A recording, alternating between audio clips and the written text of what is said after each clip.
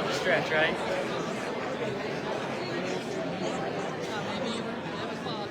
Nope.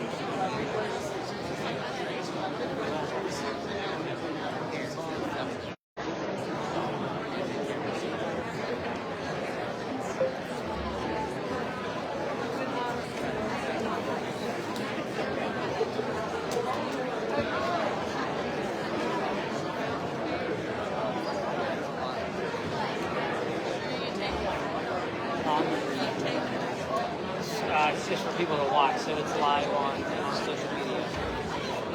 So for people who can't make it, they can watch it. Or if you want to go back and watch it. What's that? What's that? He said no cuss words. Yeah, that's right. That's right. Keep it clean. It's a child-friendly environment here, you know?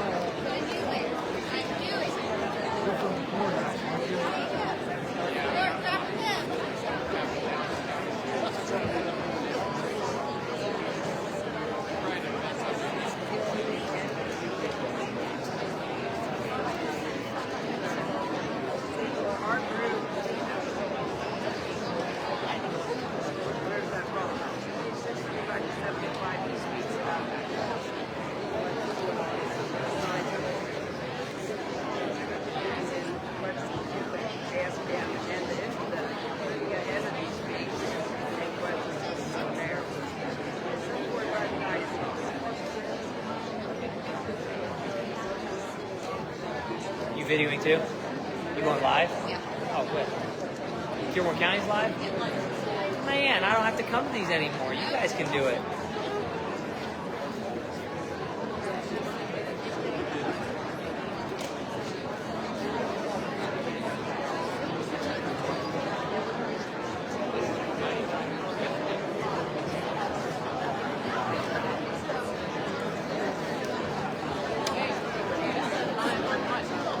It's Uncle Sam for Indiana's on live on Facebook. No, I'm just on Facebook. I don't know what they've got. Are you guys live on Facebook? You can follow Dearborn County government on Facebook. Uh-huh.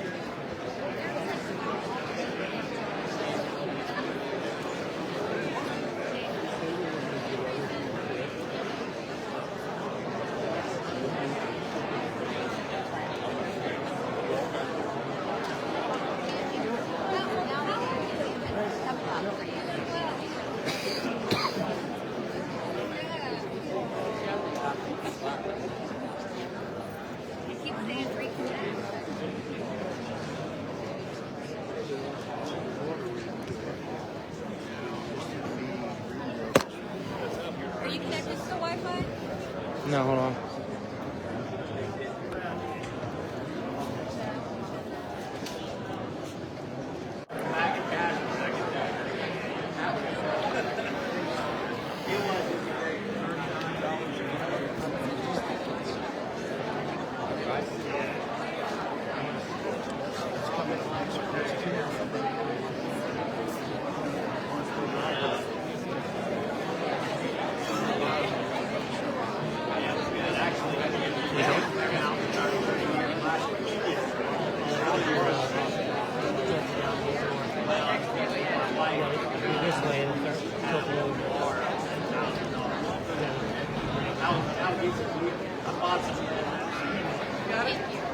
My pleasure. I straightened him out. Master videographer over here. Did you guys get started? Okay.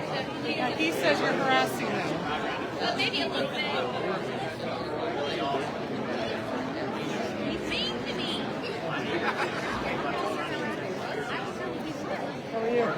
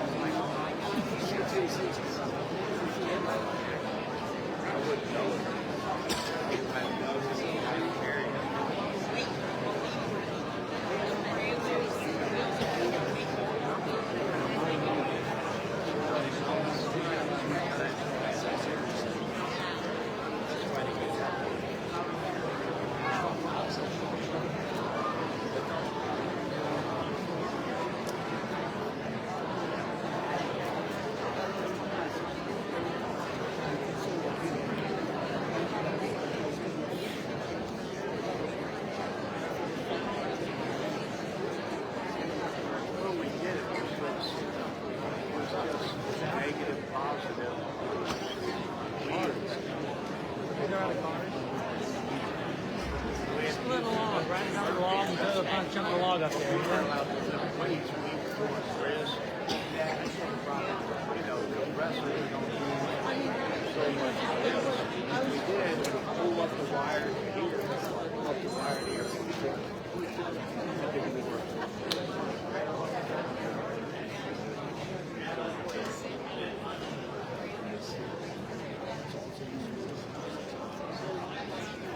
You know what time it is? 10 after. Kind of like the government's for starting the meeting on time, you know? You guys aren't to blame. Nothing like government. I mean, it starts at 6. I mean, we got stuff to do after this, you know? What's that? Hey, we'll see how many people listen to the audio and are complaining about the people arguing by the camera, you know? What's that? Who?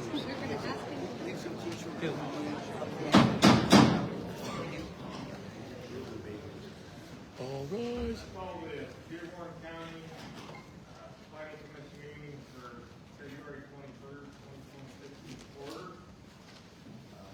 Rob Wilson will be our participation.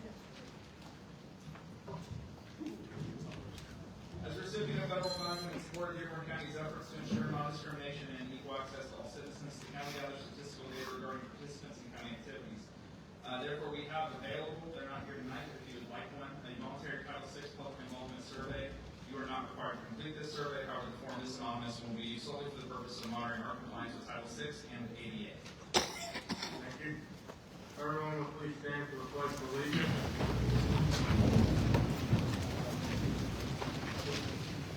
I pledge allegiance to the flag of the United States of America and to the republic for which it stands, one nation under God, indivisible, with liberty and justice for all. Roll call. We'll start with Mr. Lehmann.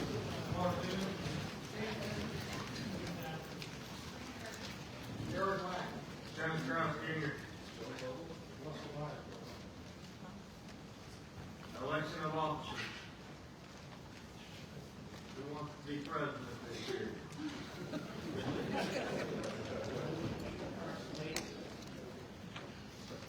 I have a motion by Russell Beiersdorfer to keep the current slate of officers. I have a second by Joe Vogel.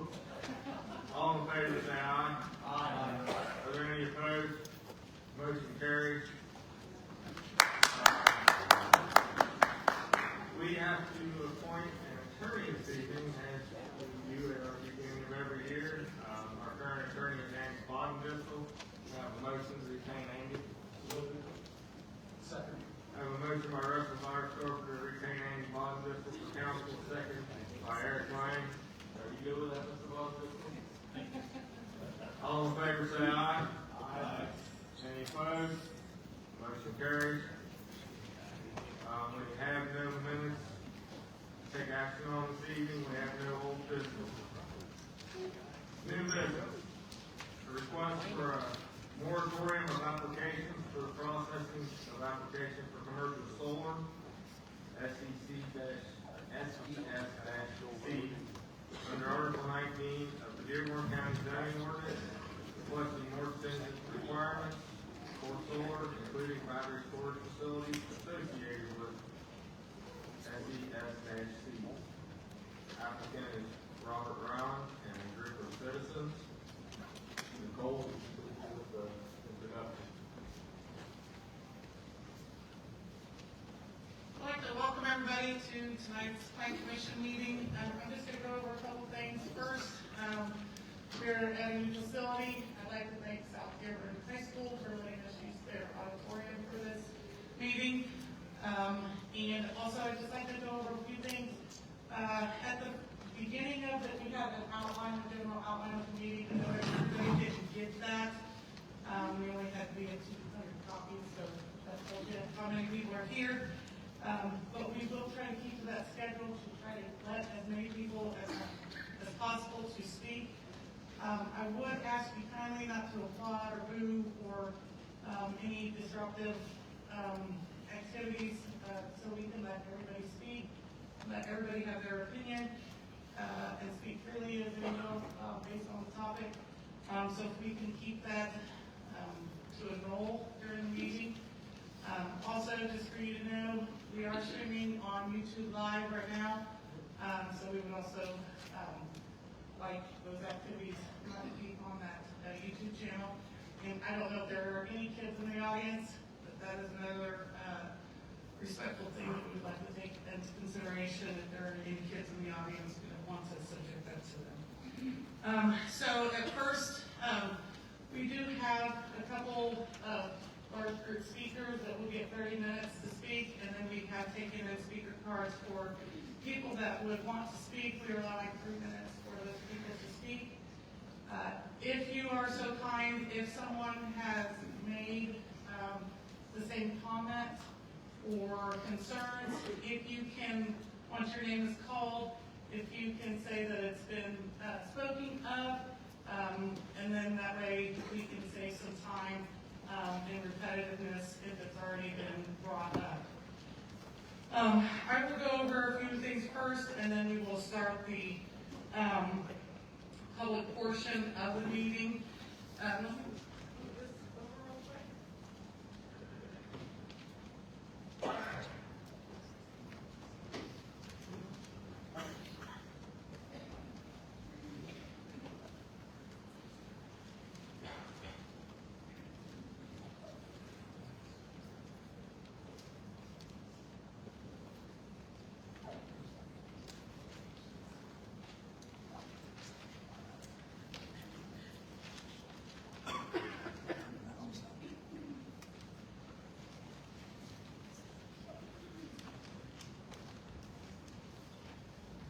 So the first item, and also we're going to go through both items that are on the agenda all together, just to keep the flow going and not keep separate. At the end, when we close public discussion and for the voting, those will take place second. But if you have any comments on any of the items that are here tonight with solar or data centers, we will speak all of that together. So if you have your name in either topic, will be fine. Just as far as the moratorium goes,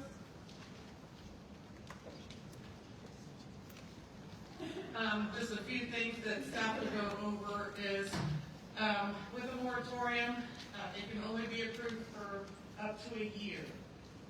It cannot be any longer, and it cannot be indefinite. So any motion or anything on a moratorium, that is the longest length of time that we can have a moratorium for. That is state statute. The moratorium cannot be extended. So if a moratorium is given for a year, it cannot be extended past that year. Also, just for any rumors or any doubts, the Planning and Zoning Office has not received any commercial applications to this date, ever. We haven't received anything, haven't had any pre-application meetings. We have not received anything or reviewed anything at this time. Also, just to let you know that the Plan Commission is not to consider any information related to a specific project, whether it's determining whether or not to recommend a moratorium. This board does not have that power. According to our current ordinance, that power is given for a specific project to our Board of Zoning Appeals. This board here is the Plan Commission and is considering the moratorium as that's the process, and it's the moratorium only. So specific projects, they cannot consider anything related to a specific project. So we would like to have those comments not mentioned. And then the Dearborn County, just so everybody knows, cannot enact a blanket ban of all commercial solar. So I know I've seen some comments that said we just want an ordinance to ban it. We cannot do that. So I just wanted to go over those few items as far as solar, and it goes, that ban, as far as the blanket ban, goes into data centers and battery storage facilities. So this board cannot consider a total ban, even into later on if we change the ordinances. But for tonight's purposes, we are going through the moratorium. For the data center parts, the reason why that's also been included is the Dearborn County zoning ordinance does not have a specific article that's currently in place for data centers. What that means is, for instance, right now we have Article 19, which is a sole ordinance to solar regulations. We do not have something similar for data centers. And there is changing, isn't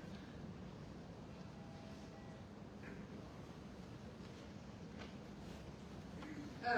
The only mention that we have in our zoning ordinance is facilities dealing with boosting or receiving data or communication signals. These are permitted in B2 district and all industrial districts.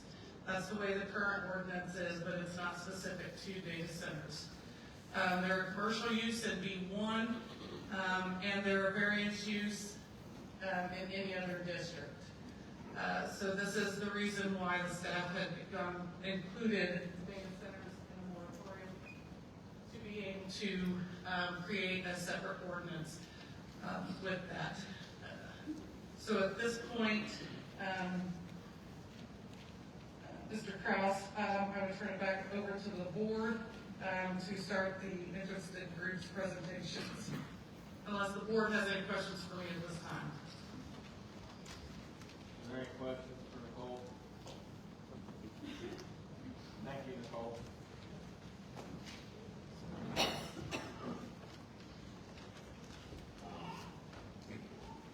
Applicant tonight is Robert Brown. Would you care to come forward and give your presentation?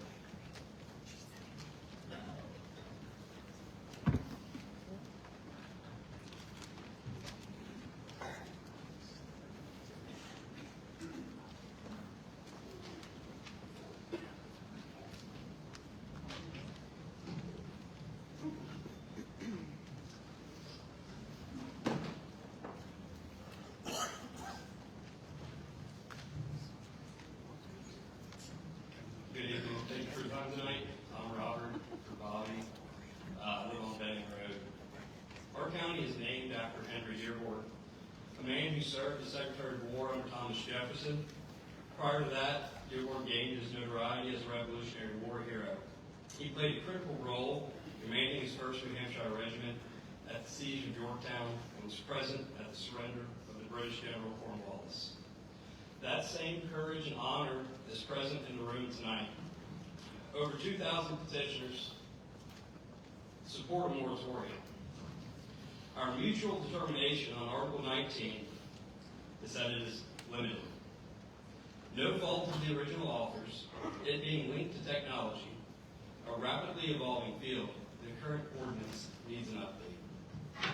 Currently, 72 of 92 counties in Indiana have had moratoriums on commercial solar energy. Ripley County and Franklin County, within the last week and a half, have implemented moratoriums on commercial solar and data centers, respectively. It is happening all around us and throughout the state. What we request is not controversial. It is a common sense approach to the growing concern to large-scale development. Commercial solar is contrary to the Dearborn County Comprehensive Plan. As the plan plainly states, although most land in Dearborn County is privately owned, the entire community has a stake in how it is used. The health, safety, and welfare of all current Dearborn County citizens, as well as future generations, are affected by the use of the land. The plan goes on to state, we should conserve natural and man-made features and resources that contribute to the rural character of Dearborn County. The land use element recognizes, builds, and expands upon the policies that are more likely to result in growth and development that will have positive impacts. Agricultural land use designations, current and future, include common agricultural practices, where improvements are limited to low-density single-family homes, support structures, agribusiness, and agritourism. Not commercial energy, not battery storage, and not data centers. The future land use component of the Dearborn County Comprehensive Plan was the product of a series of extensive meetings involving the community, its elected and appointed officials. I mention the involvement because collaboration is also necessary during the moratorium period. I'd like to continue to quote the plan. It says, we should encourage new development only where there is adequate existing infrastructure with the least strain on fire and EMS.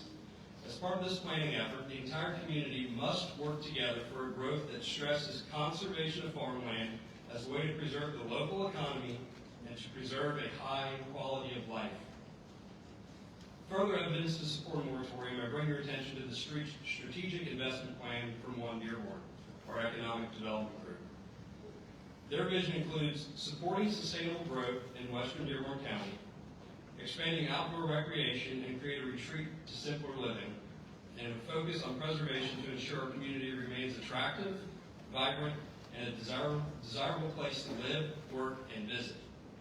This vision paints a picture of hardworking farmers, small business owners, native families, and visitors enjoying a pristine natural landscape without tarnish from big tech or foreign energy developers. The comprehensive plan is intended to be utilized as an advisory tool to manage growth and development. The zoning ordinance's role is to be a legally binding tool that enforces these goals. Article 19 has little protection for agricultural land or rural communities, nor does the writing in Article 19 embrace the language used in our guiding documents that I just read from. Regardless of your politics or feelings on alternative energy or technology, everyone understands there must be some new collaboration and amendments to our existing ordinances to realign with a comprehensive plan. Tonight is not about the merits of alternative energy or any specific project. It is about recommending a moratorium to decide what is best for our future. Members of the Planning Commission, we strongly urge you to recommend a 12-month moratorium on applications for commercial solar energy systems, battery energy storage systems, and data centers in order to fully assess their safety, environmental and land use impacts, and update our ordinances to the public interest.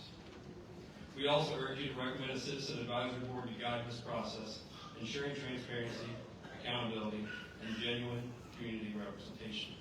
The Lord God brought man to the garden for pleasure, to till it, and to keep it.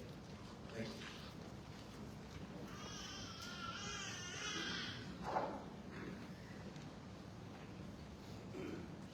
My name is Emily Hartman, and tonight I join Bobby Rowan in representing the Concerned Citizens Group in Dearborn County in support of a moratorium on commercial solar energy systems, battery energy storage systems, and data centers.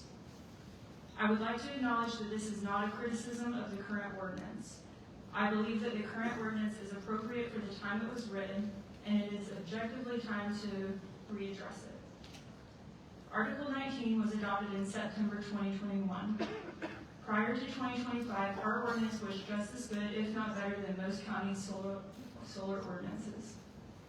We are not undermining the efforts in 2021 by requesting a moratorium. It is a request to take a pause, to reflect and update our ordinance based on the substantial evolution of the economic landscape, energy market, federal and state policies, and the current knowledge base associated with solar energy systems. In your packets, staff and citizens, combination here, you all have two ordinance comparisons. One is Dearborn versus Boone County, and the other is Dearborn versus Franklin County. These comparisons were made with the intent to inform and educate, not to criticize. Here are 3 high-level takeaways from these comparisons. Number 1, both Boone County and Franklin County adopted new solar ordinances within the last 6 months. These are based on current research of the evolved solar energy system industry, their respective comprehensive plans, and concerns of citizens. Number 2, their new ordinances are results of moratoriums. Moratoriums on solar development are not controversial. We are not reinventing the wheel or going out of our way. This is simply the first step to keeping our ordinance up to date in an ever-evolving world prior to accepting an application that would lock us into the standards set forth in 2021. In the last couple of weeks, our neighbors in Ripley County have also adopted a 1-year moratorium on solar after realizing that their ordinance in 2024 was lacking in not addressing all aspects that come with the large-scale solar energy system development. Number 3, at just a glance, you will notice the breadth and depth of these ordinances. This is simply due to how much information is available in the last 5 years. Both counties had comparable ordinances to our ordinance prior to their moratoriums. There are elements to the new ordinances that create more protection and clarity for the county, project developers, leaseholders, and non-participating landowners. I believe Dearborn County was a leader in 2021 when Article 19 was adopted, and I believe we're equipped to continue to lead the way. As I continue, I want to preface by saying I do not want the purpose of this meeting to be overshadowed by making recommendations. I am simply listing concerns that our community has about Article 19 to shed light on matters which warrant a moratorium. We need ample time for research to enact an ordinance that is more protective of the citizens, our prime farmland, and the environment. So if you look at the second page of my speech, you will see a list of these concerns with further elaboration. These concerns include, but are not limited to, setbacks, project size limits, prime farmland protections, property value guarantees, changes in ownership, soil and water testing, aquifers, and battery energy storage systems. To quote Brooke Rollins, U.S. Secretary of Agriculture, our prime farmland should not be wasted and replaced with Green New Deal subsidized solar panels. It has been disheartening to see our beautiful farmland displaced by solar projects, especially in rural areas that have strong agricultural heritage. Only 26.5% of land in Dearborn County is considered prime farmland, even when drained or protected from flooding. Prime farmland is a non-renewable, high-value natural resource. It is land with the best combinations of physical and chemical characteristics essential to agricultural productivity. We must understand prime farmland is of finite nature. Once developed or converted to non-agricultural uses, this high-quality land is lost forever. Lastly, I want to point you to the last document that was in your citizens packet. It's titled Frequently Asked Questions, Solar. This document was submitted by a citizen as denoted on the top of the first page. We do not know who submitted this, but I have reviewed it and I want to comment on behalf of the concerned citizens of Dearborn County. As you read this document, you will read that solar is beneficial to the community and solar is safe. Nothing could ever go wrong. It appears the document is general information on solar. However, beginning on the third page of the document, it begins to read things like our projects and our lease agreement states. So here I have a handout that was given to citizens at Lanier Energy's town hall. It has the name of their local project.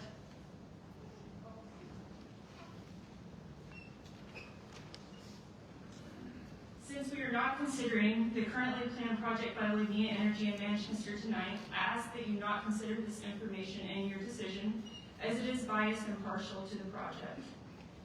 We cannot allow developers to come into our county and decide where to set the bar by insinuating their projects will exceed our current ordinance.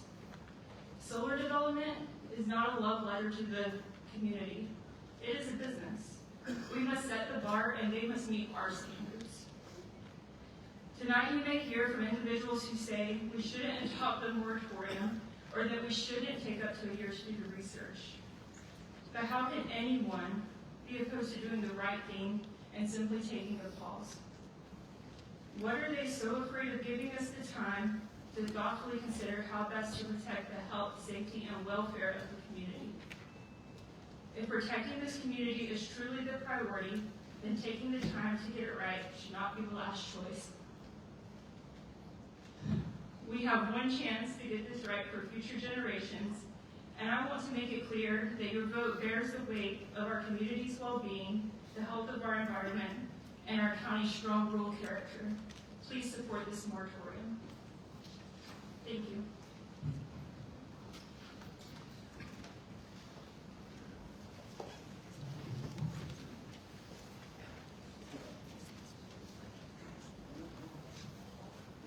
Hi, everybody. My name's Amanda Thompson. A little bit about me. I have my MBA in healthcare. I'm a business professor who also teaches business ethics. As someone also running for Dearborn County Council, and all of you officials here on the board right now, we make a collective promise to faithfully represent our community. This commitment means taking the time to understand and then act on the needs of those that we serve. I hope that today you do just that. I'm here to address specifically the data centers and their potential impact on Dearborn County. Why is Dearborn County even a target for data centers or solar companies? Well, it's because farmlands are targets and they are the fastest to obtain. These companies choose farmlands due to the locations being often cheaper, having loose zoning ordinances, but here's where we turn things around on them just a little bit. Here in Dearborn County, they plan on a lack of resistance from the community.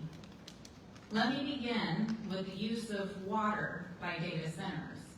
Most of the water used for data centers is for cooling the thousands of servers working 24/7. Most data centers use public water sources, and according to a report released by the Alliance for the Great Lakes, a single large data center can use more than 1 million gallons of water per day. That's equivalent to what 12,000 Americans would use in the same time frame. According to the American Society of Civil Engineers, there are approximately 260,000 water main breaks each year, averaging one every 2 minutes, which turns into about $2.6 billion annually in repairs. A quick search will reveal that just here in Lawrenceburg, there were water main breaks on 9/8/24, 10/9/25, 10/27/25, most recently February 17, 26. And Aurora 2/1/24, 2/20/24, 8/24/24, 8/25/25, and a large one on October 29/25. And we have many more breaks that go without reporting because they do not require a boil advisory. Thank goodness we have excellent crews that work tirelessly for us to repair those lines, and if you happen to be here tonight, we greatly appreciate your work. What many do not know is that it will be extremely expensive if data centers move in, and this has already been shown with our northern Indiana neighbors. According to the International Energy Agency, in 2025, data centers can surpass 100 megawatts, the equivalent electricity used of 80,000 homes. This is expected to increase by 133% by 2030. So what happens? The energy bills of residents living around data centers, they skyrocket. Potential harm to the community's health and safety is an important topic. Wouldn't we all agree? Well, data centers primarily utilize backup diesel generators. Diesel generators emit significant amounts of particulate matter, nitrogen oxides, sulfur dioxide, and carbon monoxide, all of which are associated with adverse health effects. They also emit carbon dioxide. And according to Kristen Kelly, a senior environmental health specialist, the sounds from these machines emit extremely low frequencies in electromagnetic fields continuously. Chronic exposure has been associated with sleep disruptions, headaches, stress responses, and cognitive fatigue. Livestock near the high-load electrical systems have demonstrated behavioral and reproductive impacts. Proximity matters, particularly for children with developing nervous systems.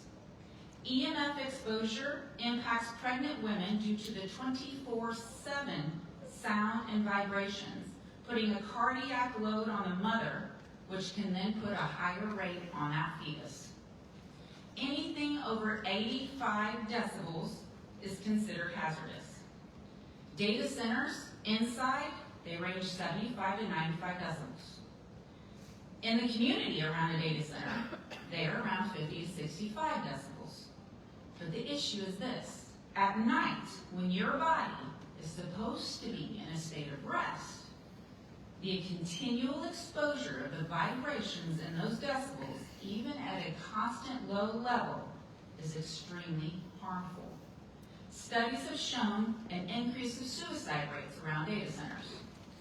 That the families have had to move entirely down to the basements that are surrounded by cement walls just to protect themselves now. So residents of Dearborn County should have the chance to look over any other plans that impact their health and safety. Officials should then make the decisions based on what is best for the community by actually listening to them and doing adequate research before gambling vital water, air, and land. Thank you for your time.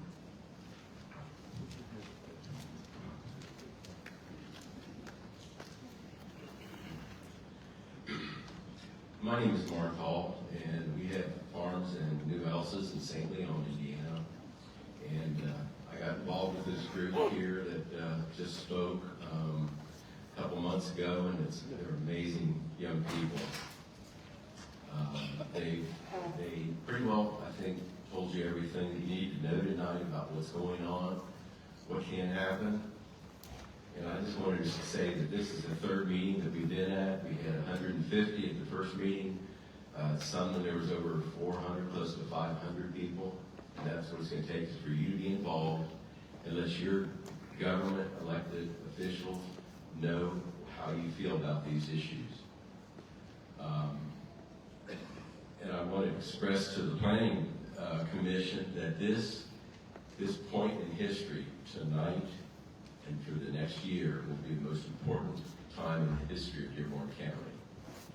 If we go down the road one way, this county will never be the same. And I think that working along with the residents of the county and our planning and zoning department, I think we can get the job done and get some good ordinances. The only question I have at the end of this meeting, I wanted to ask whoever in this crowd supports a 12-month moratorium, please stand.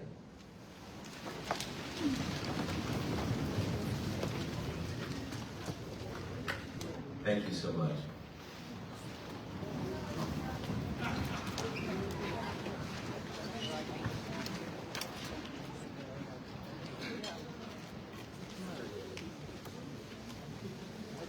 Right now, I would like to make sure that the board didn't have any questions for this group, as this was the applicant for the moratorium. Any members of the board have questions for the applicant? And then before the next big group comes up, if we can have, we have the next big group that was going to have 30 minutes, but I wanted to get a motion and a vote for opening public discussion.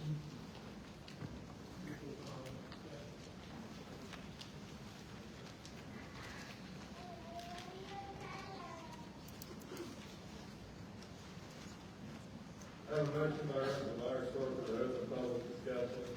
A second by Judge Vogel. All in favor say aye. Aye. Any opposed? Motion carries.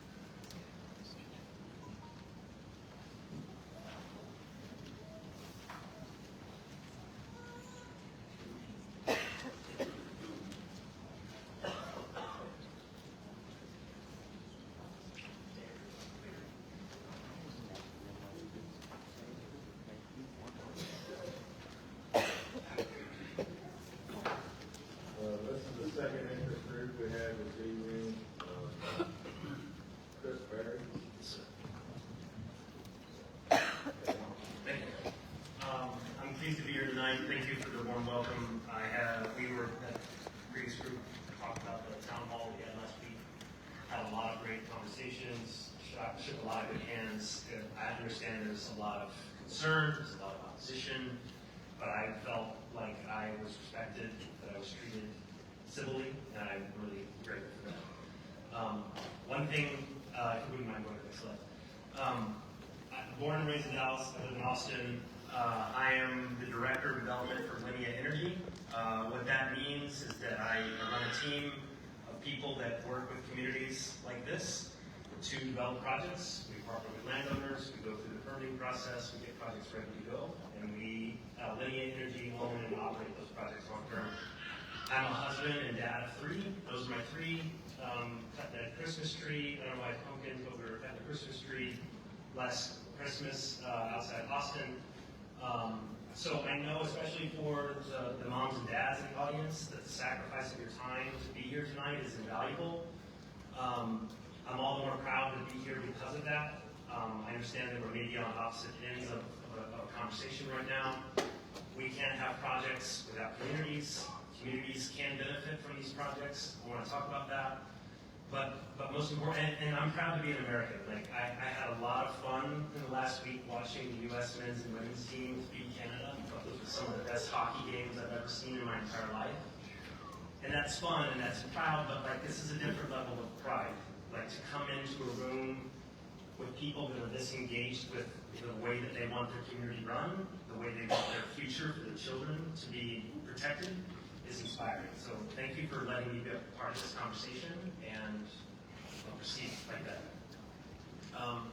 Linnea Energy is a company that was founded at the end of 2022.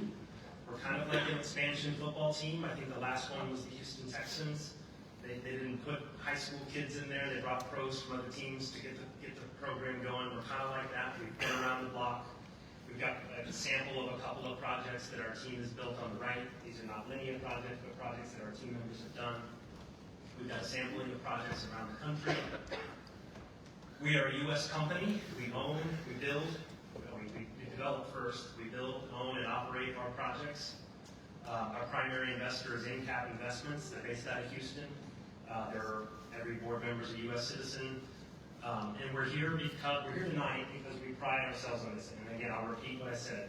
These projects don't happen without community support. So we're proud to be here. This is just kind of a sample of how our projects are controlled and where the products come from. This is kind of a simple look at what a solar project is. It's solar panels, it's some foundations, it's inverters that take the DC power and turn it into AC power that works on the grid. There's transformers that take the low voltage and ramp it up to the high voltage on the grid. They get kind of moved around the highways. And there's metering systems that are controlled. So looking at the modules first on the left, this is a sample from a project that we're just starting construction on now. The modules were assembled in Mesquite, Texas. Cells were manufactured in Jeffersonville, Indiana. Jumping down to the inverters, they were built in Valencia, Spain. Transformers and breakers came from India and Italy, respectively. The SCADA, which is like the communication software, was designed in Berkeley, California. And then in Pennsylvania is the NERC control center that kind of oversees the projects and makes sure that they're working. What's not included here is that there's also MISO, which is constantly balancing the grid. In some parts of Indiana, it's PGM. In part of the country we're talking about right now, it's MISO. They balance grid, supply and demand in real time at all times. I'll talk about that a bit more. So why we're here. We're interested in partnering and investing with Dearborn County. I wanted to talk about what's at stake for Indiana and the country. How Dearborn County can benefit, not just the landowners, but how the rest of the county can benefit as well. Address some community concerns, and then talk a little bit about Article 19 as well. So why this matters for Indiana? Just the big picture. An energy emergency has been declared. I think Donald Trump is talking a lot about oil and gas extraction, being able to enhance our refinement of that. But we're doing pretty well on that front. He's also talking about power. And this quote kind of pulled from this emergency declaration really speaks highly to that. That For our agriculture, transportation, defense, and the basics of our modern life, we relied on electric power.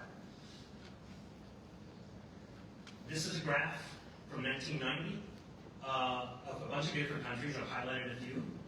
On the y-axis, going up, is amount of energy consumed per person per year. On the x-axis, going to your right, is GDP per person. And you can see that there's no energy poor, rich country. You gotta have energy to be wealthy. And if you flash forward to 2024, watch what China does. If you wouldn't mind. It's crazy. I mean, we have moved some, but China's really climbing up that ladder, and they're continuing to do so. For us to continue to progress up that chain of wealth growth in the country, we need energy to do it. Indiana is facing an energy deficit.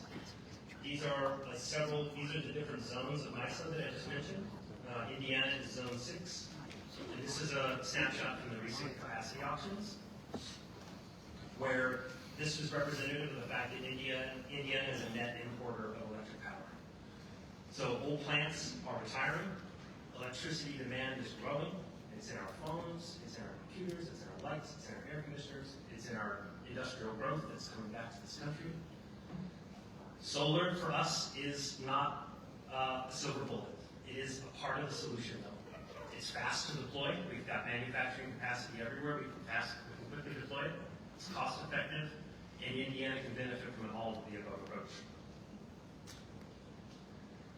Solar, even without tax credits, is cheaper than any other form of generation that you can deploy currently.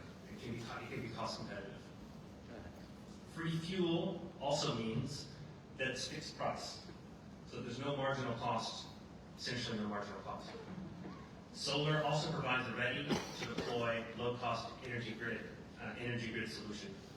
The graph on the bottom just kind of shows a number. I don't know if you can read it, but there's a number of different energy technologies, and it's a kind of a band of how expensive they can be.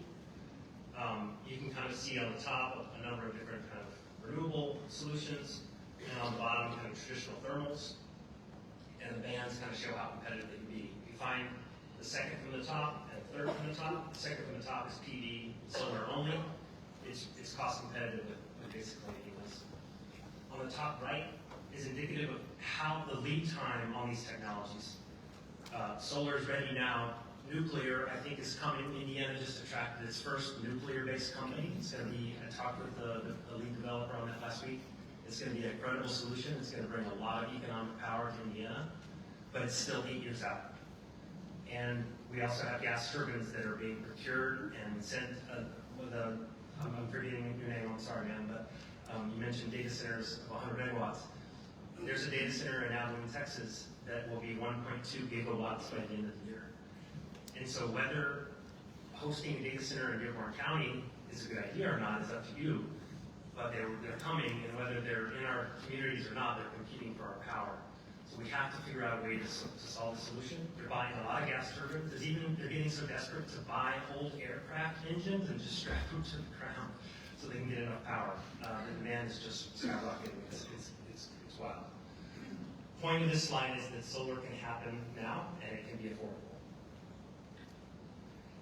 Another great thing about solar, this is a look at Texas, and it's 2024 and a forecast to 2030. On the top, what you see is a distribution of a bunch of different generators, and this is how the market looks at dispatching power to the grid. So at any one point in time, and let's just look at the x-axis on going left to right, this is the demand on the grid. So just pick a number, let's say 30,000. The demand is going to go over to 30,000, and then the grid operator is going to say, all right, that's the demand. We're going to dispatch that generator that meets 30,000 megawatts of demand. And then that sets the price, so it looks like maybe $15. Everybody gets paid those $15, but the cheapest generators get dispatched first. So if you put more free, zero marginal cost generators on the system, it pushes everything to the right, and you end up saving cost. So while there's a lot of demand for energy growing, if we put more generation and cheaper generation on there, we can bring down the cost. What's in it for Dearborn County? Principally, what's the biggest value driver for Dearborn County is the tax revenue. But there's also no services needed for solar. There's millions of dollars over the projected life of the project. This is just an example of kind of the rough distribution of how those taxes would get split up. School systems and counties are usually the largest beneficiaries. It's long-term and predictable revenue from the start. You'll know what the depreciation schedule will be, and the counties can plan accordingly. Projects also typically in Indiana set up economic development agreements, which allow for the county to decide how those funds are allocated in a predictable way. There's also no need, if you remember that, there's also no need for services. We don't need trash, we don't need sewer, water, or schools. And after construction, one of the things that we need to address within the ordinance, and I'll get to my punchline that I'm supportive of the moratorium as well. One thing that needs to be addressed is that traffic during construction is an issue. Once in operation, there's going to be a pickup a month. Here's a sample of just kind of an economic analysis that was done by Strategic Economic Research. These guys do a ton of these all over the country. It's just kind of a sample of a typical solar project. It brings jobs during construction. Long-term jobs are not a big pro, but also the flip side of that coin is there's not an increase in tax services needed. Earnings and output are kind of other investment follow-ons that really help with the local community. And finally, there's an opportunity for landowners to diversify, have weather-resistant income streams on their property. Solar generates across the country millions of dollars for farmers and for generational families that are trying to hold on to their land or diversify their income, and it protects those family properties for future generations to come. I want to address just a couple of concerns that I've heard spoken of. I'm not going to be able to address all of them, but I just wanted to speak to a few of them. Solar equipment is safe.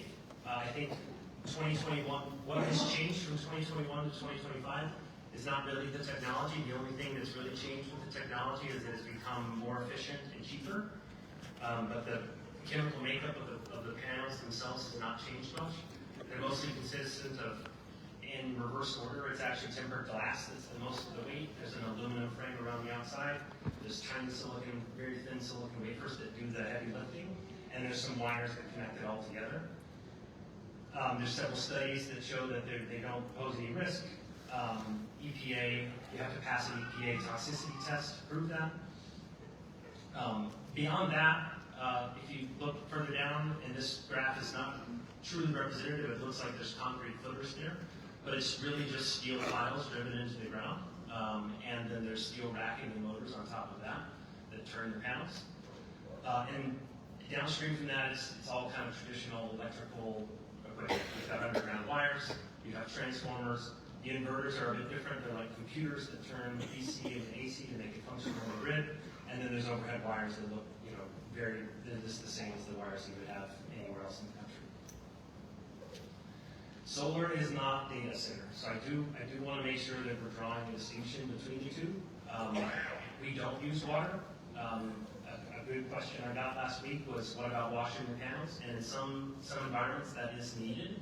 In the desert Southwest, where there's not much rain and you get a lot of dust accumulation, it's helpful to wash them so you can improve their efficiency. But in Indiana, with as much rain as you guys get, it's not needed. There will be some water needed during the construction to keep dust down, as are required, as Article 19 actually does require. It's not competing for power, it's adding low-cost power to the grid. As far as farmland is concerned, and as far as we're committed to, dual use of the land is available. It's not a permanent use change. The equipment does come off, and it preserves, protects, and restores ag land for the future. Talking about soil, land, and agriculture, dual use again is possible. I'll show a slide in a second about how fast agrivoltaics and solar grazing are growing. It generates electricity and grows grass for hay or grazing. There's other things you can do with specialty crops, which are not usually considered on the utility scale, but they are possible on smaller scales. Native grasses are established after construction. There'll be no tilling, no fertilizing or spraying. We're boosting the carbon in the soil. We're increasing water retention and reducing erosion. native pollinators come in, and we've seen this on several projects where the pollinators attract insects, which attract birds, kind of help the local environment, and then the land is returned with enhanced topsoil at the end of its useful life. This is a small sample of the census in 2024 from the American Solar Grazing Association, where 148 sites in the Midwest, roughly 7,000 acres, are currently being grazed with sheep, and it's kind of a solar and grazing combination. This is not a full representation. I have a colleague who's working in Ohio, working on hay. They've partnered with the Ohio State University in Kubota to establish or manufacture specialized equipment that can cut hay and bale it within the rows. So it's another way. And they found that protein on that hay is equivalent to having no panels, and that the production has not fallen by much. Phases of a solar project. So we use typically a development feed period, which is 5 to 7 years, getting things prepared, studies and permitting. There's construction, which is 1.5 to 2 years, depending on the size of the project. Operation ranges from 30 to 50 years. In that time period, you're kind of remotely monitoring it with occasional kind of pick up a month kind of visits. And then decommissioning is typically 1 to 1.5 years. Regardless of the ordinance that are in place, 99% of leases that I have seen require decommissioning and bonded agreement with the landowners themselves. During the due diligence period or during the development period, we're doing a lot of environmental diligence. This is a snapshot of a board that was at our town hall last week. That was put together by our partners ERP that do a lot of our environmental work. There's wetland delineation, there's wildlife, threatened and endangered habitat assessments, there's cultural and historical resource assessments. We're assessing terrain and slope, soil and ground stability, there's sound studies, air and space, and floodplain analysis. It's not an exhaustive list, but it's a good representative sample. And then during construction, it's relatively simple. It's unlikely that we'll have to move much of any dirt with a good flat site, but there's some site prep. Posts are driven, the racking is installed on top, inverters are installed, then you move to the bottom right, modules are put on top of the rack. The trench cable is connected to the PV switchgear, and then you can construct a substation to be able to plug it all in. Property values. I think it's probably going to be the most controversial slide that I'll talk about. It's not my area of subject matter expertise. Just a couple of thoughts that I have, and I think, again, I'm supportive of a moratorium, and I think this is something that we can talk about. But we have found many longitudinal studies that reveal that solar does not impact property values. I think that's a subjective matter, so we should talk about this. But I think there are also many drivers that drive property values that are out of our control, including schools that can close, interest rates that are changing, changes in local taxes, property improvements or neglect, and other land uses that may not also require property value guarantees. Hog farms, crop dusting, or upkeep of property of your neighbor, or something like that. Just a thought-provoking question. I would like to understand what we would do if property values did rise. As far as Article 19 is concerned, one reason I've been asked why Dearborn a number of times. There are a lot of factors that are driving solar development right now. Two, I think the principal among them are the fact that solar has become so cost effective and that there is such demand for power. So it's not that we are picking on Dearborn, it's just that we found a good place that works and we had rules for the road that we could abide by. That said, again, I'll get to my punchline in a minute, but I think there are some things we can do to sharpen our pencils. But these are all the things that the current ordinance does well. It provides setbacks and buffers. There's noise that has to be minimized at the property level. Glare and lighting has to be minimized. Safety and security have to be factored in. Wildlife-friendly fencing, drainage and erosion, pollinator-friendly ground cover, road and infrastructure protection. We do a baseline assessment at the beginning of the construction. We are responsible for any damage that is done to the roads and other infrastructure, but roads specifically. liability insurance requirements, indemnification of the county, agricultural land preservation. We're going to prioritize, the ordinance prioritizes those that bring agrivoltaics and return the land back to ag as a requirement. Ongoing maintenance and inspections, abandonment requirements, decommissioning and financial assurance, as well as the coverage of all those expenses by the project to make sure the county can do its proper due diligence and making sure that it's holding the project accountable. We're in favor of a moratorium. We would like to keep it to 2 to 3 months. Reason being is that we have already made significant investments into the county based on the rules that we knew to be of the road. After hearing the community feedback, though, we do believe that there are holes that need to be addressed. We also believe that the county's experience with their attorney, the county's leadership and the attorney having gone through the process, the skills are there to address the issues expeditiously and efficiently. A couple of the things that we think are really easy wins for everyone is instituting work hour restrictions, minimum cable embedment, decommissioning updates that keep up with inflation over time, agency coordination, things that we are already doing, but we want to broaden the list and make sure that we're doing it well.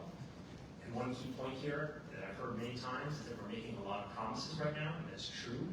I want to make sure that those promises are turned into commitments, and that those commitments we're being held to account for. And the way to do that is to make sure that they're incorporated in the ordinance, that they're written down, that we're agreed to, and if we violate them, the permit's revoked and we kick it out. That's the only way this is going to work well. And there's an absence of regulation for BES. At the present moment, we are not contemplating building any battery storage in the county, but I think it's something that the county should get out of. And I'll leave you just with one thought from John Adams. I think that it's relevant here that property must be secured or liberty cannot exist. Thank you for your time.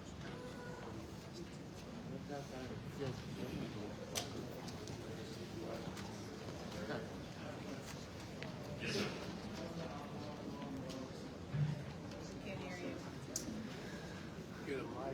Can't hear you. Microphone. Cannot hear you.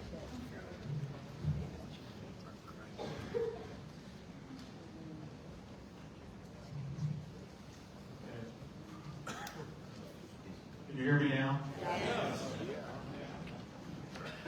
All right, just to restate the question. I don't know how far along you are the potential project for Dearborn County, but the energy that's going to be, if this goes in, created, would that remain local or would it be shipped somewhere else? Am I allowed to answer that question? Our project is really mostly gated by MISO's study schedule. At present, our timeline, that puts us on a timeline of starting construction early 29, ending construction end of 2030. So it'll be operational by 2030. Where that power goes is kind of a twofold answer. One, the simple answer that I can answer well is that we don't yet know who we're selling the power to. This is very typical. That's not this is typical. How projects work. It's like I made this analogy at the town hall last week. It's like building an apartment complex without having the tenants yet. I know enough about the market demand for residences that this place is going to be a good place for an apartment. I'm going to finance it, I'm going to build it, and I know that it will give enough tenants to make the apartment complex viable. The same is true here. I know enough. It's possible. We have plenty. I have another investment. We had another project in LaPorte County. It was a battery storage project. We had several $100,000 of money invested in the project, and we had to pull the project because we got hit with interconnection upgrade costs that were too high. So there's many things that happen. We can find that we don't have someone to sell it to. We can find that the interconnection costs are too high. There's plenty of things that go wrong with projects that they can turn south. I swear on my children's lives. I'm not. Maybe too far. Come on now. But We don't have time for that. I'm an honest person. I swear to you, you can get to know me as much as you like. I swear that we have no idea. We could sell to Duke, Indiana. We could sell to an electric cooperative.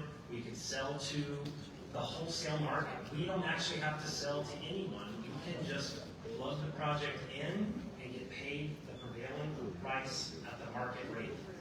There's no need for us to actually sign a contract to sell the power to anyone. That said, the second thing, once the power goes onto the grid, whoever you're selling it to doesn't really dictate where the electrons go. The electrons will flow, and I'm out of my depth here because I'm not an electrical engineer. Electrons will flow where they're going to flow. That means that they're going to stay as local as they want. If there's demand here in Lawrenceburg, it's going to flow down the line. If there's demand upstream in Sundon, it's going to flow that way. If there's not enough demand to soak all that power up, it's going to keep flowing until it's set. The third thing I'd like to add is this is an idea that has come up a couple times, and I'd like to restate it publicly now. We would be interested in figuring out a way to sell a portion of the project to the community, to lock in the lower prices to the community. I don't know mechanically how that would work through Duke, Indiana, or through the electric cooperative, but if we can figure out a means to do that, we'd be glad to do it.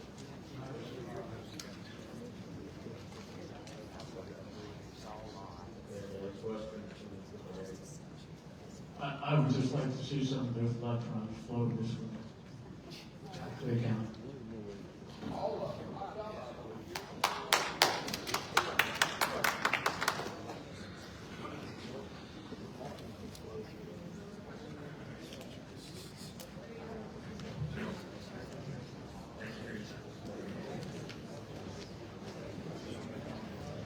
So right now, what we're going to do is the remainder of our public comment session. I will remind people, we will be calling names out. We have 2 microphones on either side of the aisles for you to come up and speak. We do have a timer here. I will be setting it for 3 minutes just to keep the flow of the meeting going because we do have a stack of speaker cards. Thank you.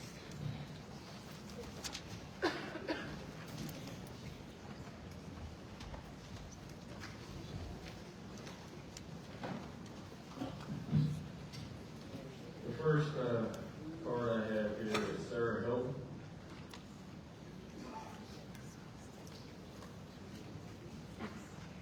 What I had addressed has been addressed by her. I'm not sorry, you come up to speak? No, I'm good. I think addressed what I needed to say. Okay. Thank you. Steve Neal. You guys all hear me?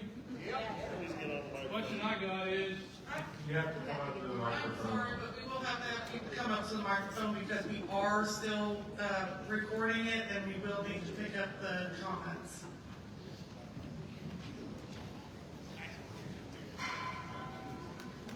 question I got is, if you are using tax money or grants or whatever you want to call that, to get construction started, because you are paying leases to people in the area, what happens when that tax money runs out and you can no longer do the development and you got the contracts with the landowners, who has to take the stuff down after it's up?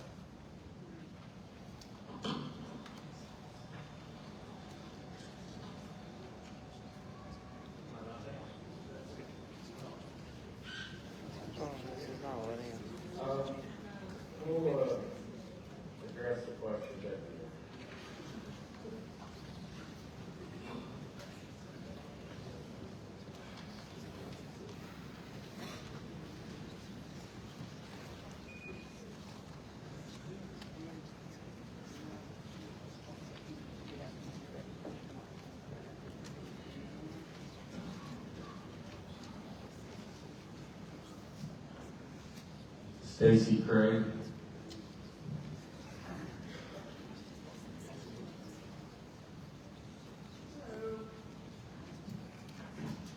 So, my name is Stacy Craig, and I've lived in Manchester Township for 34 years. I'm also a licensed real estate agent in Dearborn County. My job is to help families buy and sell homes and to understand what protects and what harms property values. When buyers choose a home, they are not just buying the house, they are buying the surroundings, they are buying the peace, privacy, and the expectation that the rural character of their property will remain intact. Location is the single most important factor in real estate. When an industrial facility is placed too close to residential homes, it changes that location. It changes how buyers perceive the property. It changes demand. And when demand decreases, value decreases. As realtors, we rely on comparable sales. When two similar homes exist and one is located next to an industrial facility and one is not, buyers consistently choose the one that is not. The other home becomes harder to sell, takes longer to sell, and often sells for less. This loss is not shared by the developer, it is carried entirely by the homeowner. This is why strong setbacks matter. Setbacks are protections. They create meaningful separation between industrial use and residential life. They protect marketability and they protect homeowner equity. The majority of Dearborn County residents live outside of the city limits. These homes represent hundreds of millions of dollars in private investments by families who chose to live in this area. I ask you to please consider this.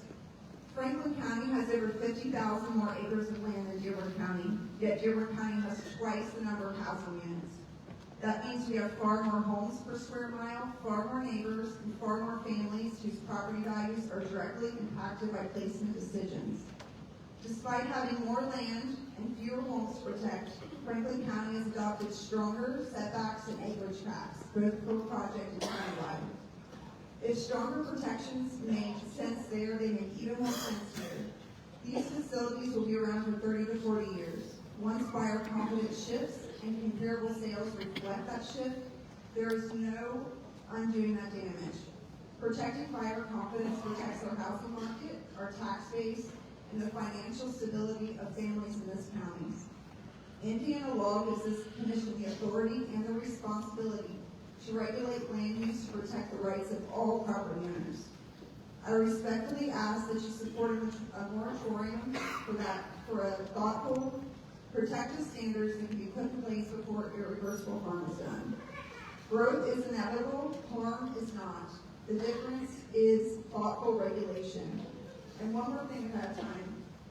The representative from Linnea said, trust me, this is how projects work. He's also the same company that came to our county and put an access road in with no permit and asked for forgiveness later. Thank you.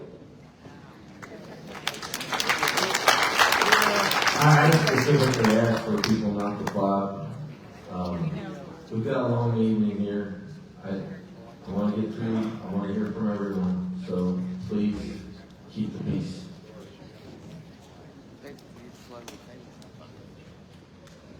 Andy Alderson.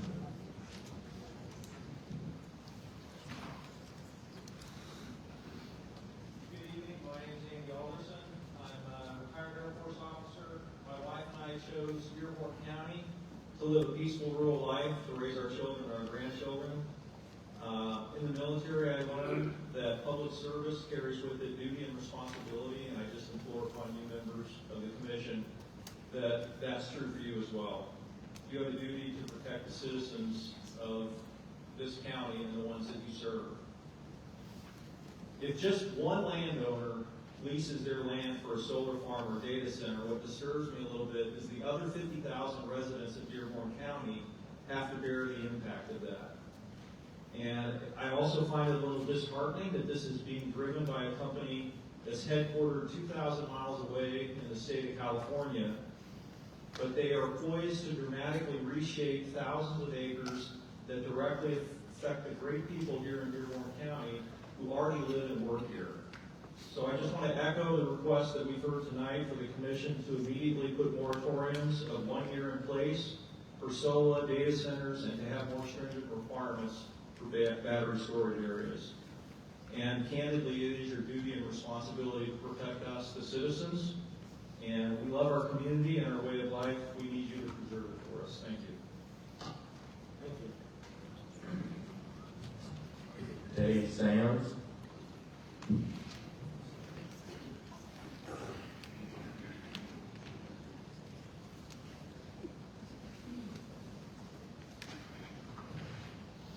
My name's Dave Sands, and I'm basically born in this county and spent my whole 67 years in this county.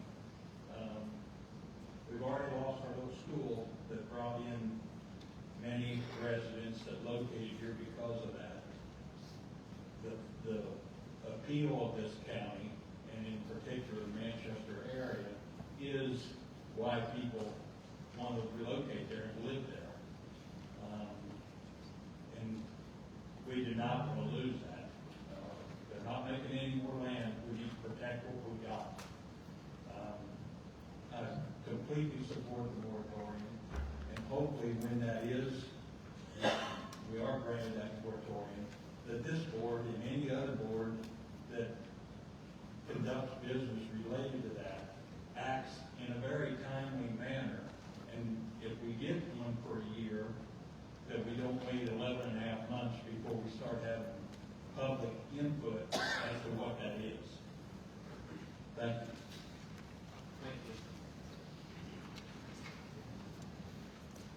Probably need to make a clarification about this board. We're an advisory planning commission, so what decision comes out of this board tonight is going to be a recommendation to the commissioners. It could be a recommendation for a solar moratorium for up to a year to allow us to work on ordinances. It could be an unfavorable recommendation to the commissioners for a moratorium. Or if we can't reach a consensus or a vote one way or the other, no recommendation. So the actual moratorium will be made by the Board of Commissioners based on our recommendation. Piper Cole.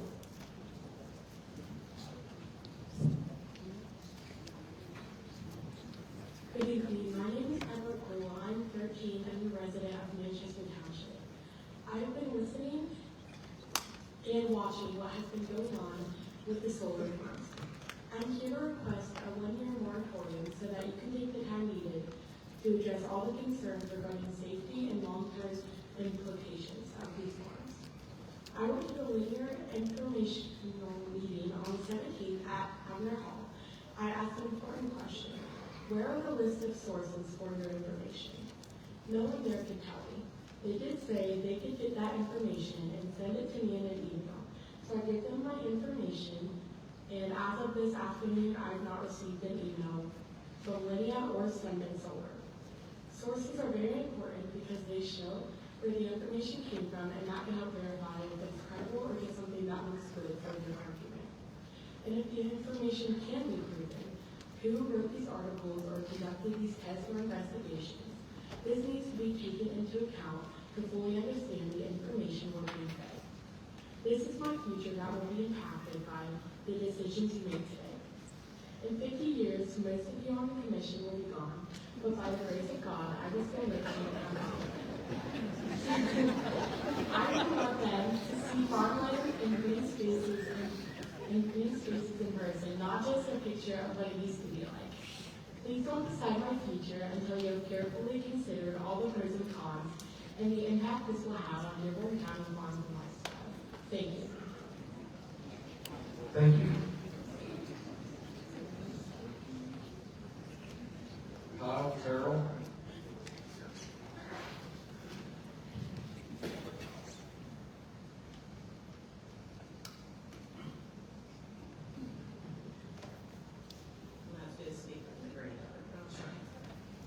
My name is Kyle Terrell, and I'm a resident of Manchester Township.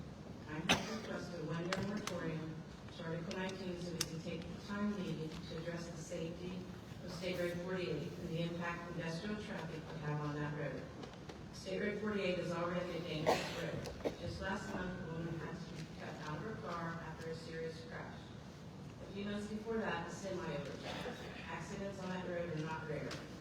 Large-scale solar construction brings heavy industrial traffic, concrete trucks, steel deliveries, and heavy equipment. This road was not designed for that kind of traffic. What's most concerning is that Article 19 does not clearly require a traffic or speed impact study before approval.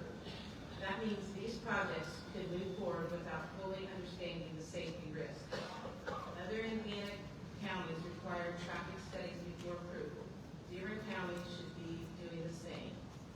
Indiana law gives this commission the authority and responsibility to protect public safety. This includes road safety. This road is used by families, school buses, and the people who live here every day. Their safety should come first. Please vote yes for a one-year moratorium. Thank you. Hunter Collins.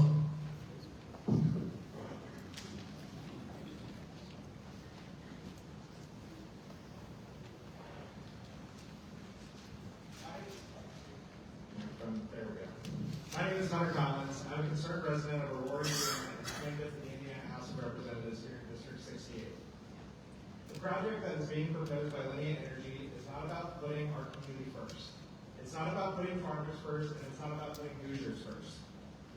This project is about putting the profits of an out-of-state corporation before the needs of our neighbors, and that is why a moratorium is so necessary. Tonight, a multi-billion-dollar corporation is trying to tell us what is best for our community. And I think I can speak for the majority of us in here that we will not stand for that. I believe in our need for building up our grid and diversifying our energy portfolio so that we can become energy independent. But we must do it in a way that puts our neighbors and community first, not the pockets of Wall Street executives. We could build solar on the roofs of factories, warehouses, apartment complexes, and parking structures. Why must hardworking farmers be asked to sacrifice prime farmland? Farmland that has been in some cases has been in their family for generations, only to lock it up for generations to come. Because it will help our community, I highly doubt that. There is no guarantee of where this energy goes, and there is a high likelihood that this energy goes straight to data centers that are popping up across the state.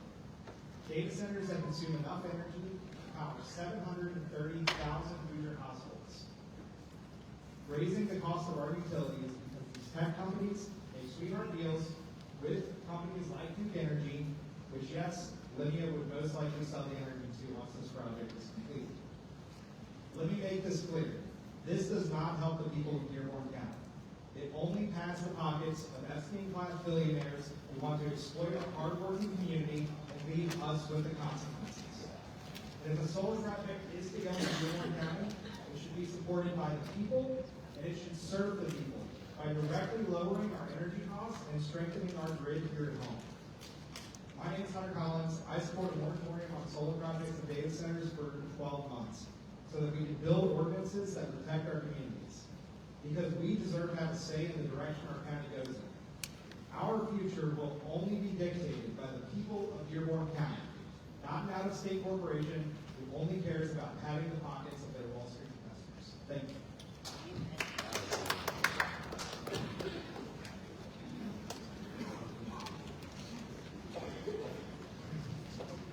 Jenny Bueller.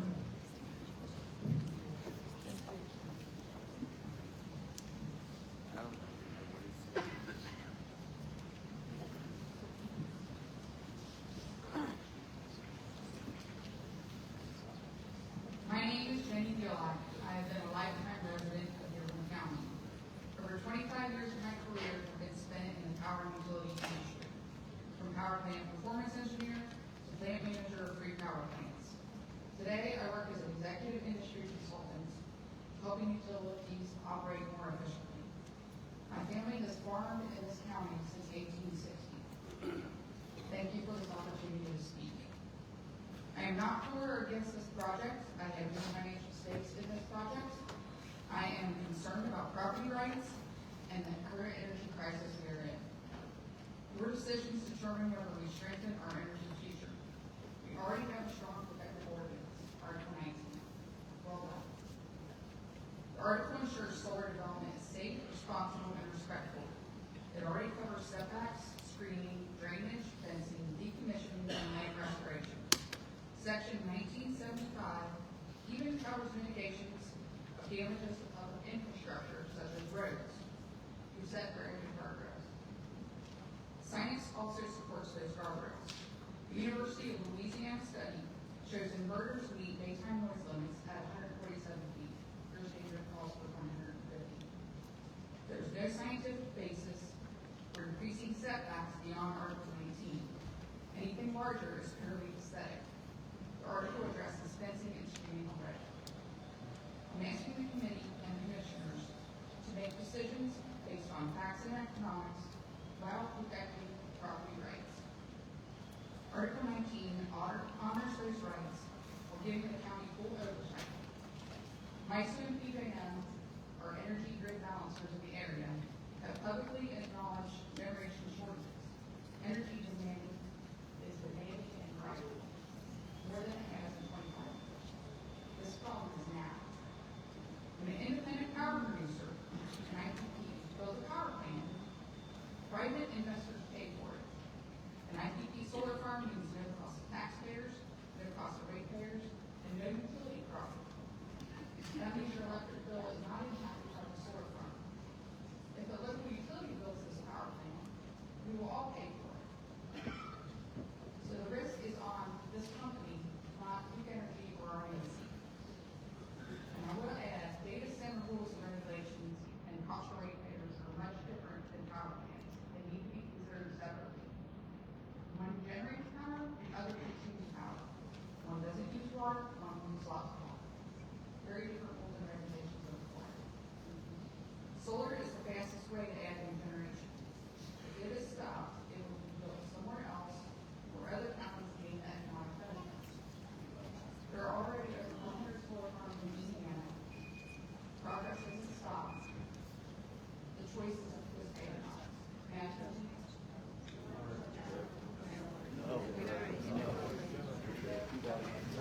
I say she can continue and I'm running this meeting. Seeing that the rules under Article 19 already exist, it exposes the county to lawsuits for all 6 taxpayers. There are also signals from county very A century ago, Florida first appeared on rural roads. People were afraid. The noise, the pollution, no rules. It was scary times. But progress didn't stop. Communities that adapted early changed the future. Those that resisted were forced to catch up on someone else's terms. Article 19 was well written. I support it, and I support decisions with it. I don't like when the rules change, and I more certainly care about property rights in my farming community.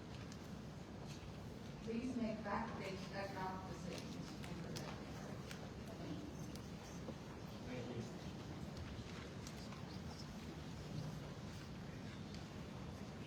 William Holtzman.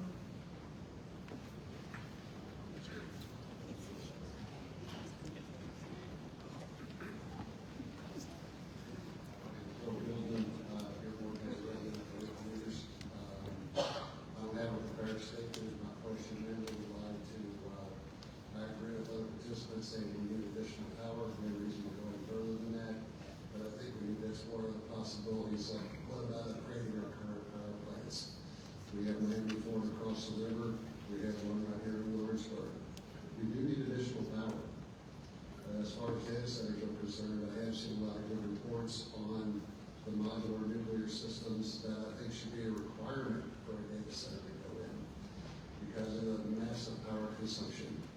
And my also concern doesn't really relate to solar on a moratorium level, but it would relate to a data center would be the enormous water consumption. I'm concerned about that as well. That is the conclusion of my statement, and that's all I have. Thank you.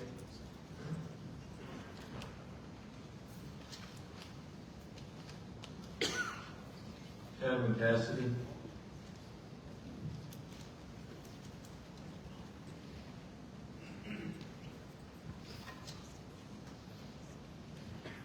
Hello, my name is Kevin Cassidy. I'm a resident of Aurora.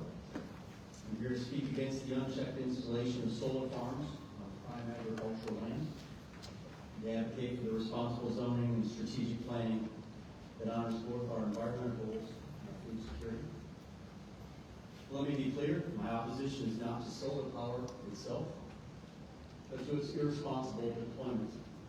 We must pivot towards a smarter, more balanced approach to our neighboring counties and states to see how they have navigated these waters. We must take a pause and ensure that our zoning regulations and ordinances have sufficient safeguards for our farmlands and our citizens. By doing this, we take a long-term look at the impact of these solar farms on our communities and land. My recommendation is to approve a 12-month moratorium on these matters. This moratorium is a temporary halt on the processing of applications for new large-scale commercial solar energy projects. This pause is designed to give the Dearborn County Planning Commission time to review and update Article 19 of the county zoning ordinance, which governs commercial solar installations. Thank you.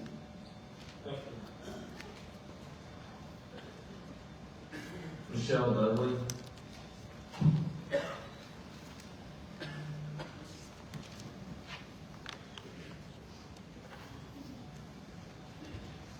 Hello, I'm Michelle Dudley. I've been a resident of Dearborn County and Manchester my entire life. I would like to talk about property rights today. A lot of the people that are in support of the solar like to say that it's their land. They should be able to do whatever they want with it. I do understand the sentiment behind that. Property rights are important. That statement oversimplifies how property rights actually work. Property rights are often described as a bundle of sticks, meaning they include the rights of possession, control, enjoyment, exclusion, and disposition. But that bundle always has penal limits.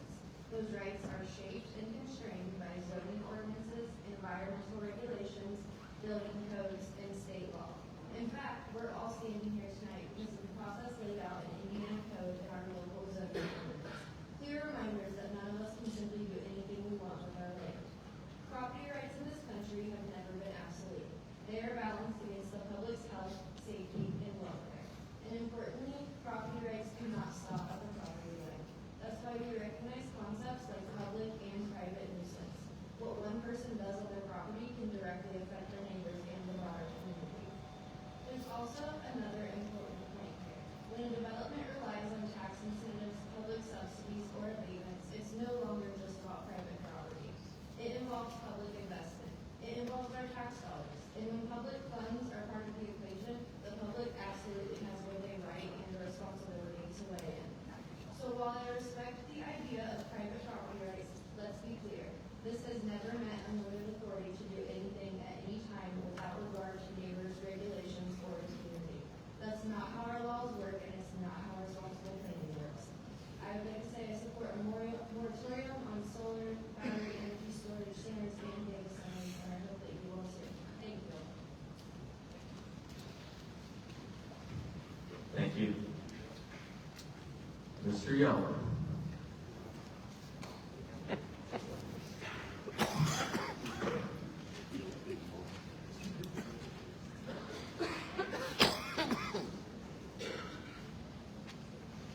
Thank you, Board, for letting me speak here tonight. My name is Ed Delton. I'm a long-time resident of Manchester Township for 66 years.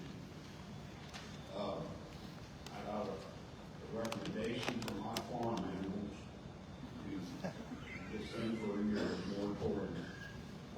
I got 16 cows, 3 horses, 2 goats, and a hog, and they want this moratorium. Don't laugh. I'm serious. I have a real problem when they call it a solar farm. We put a moldboard in the ground to plow a field, plant a crop, and we eat it. You go in there and you had pictures up there a while ago. They're driving steel posts in the ground. Now, I've been in the construction business all my life. And you gotta get a permit to pour concrete or put anything in the ground. And it's for however many years. Somebody's going to reap that money off this generation. and I understand we need power.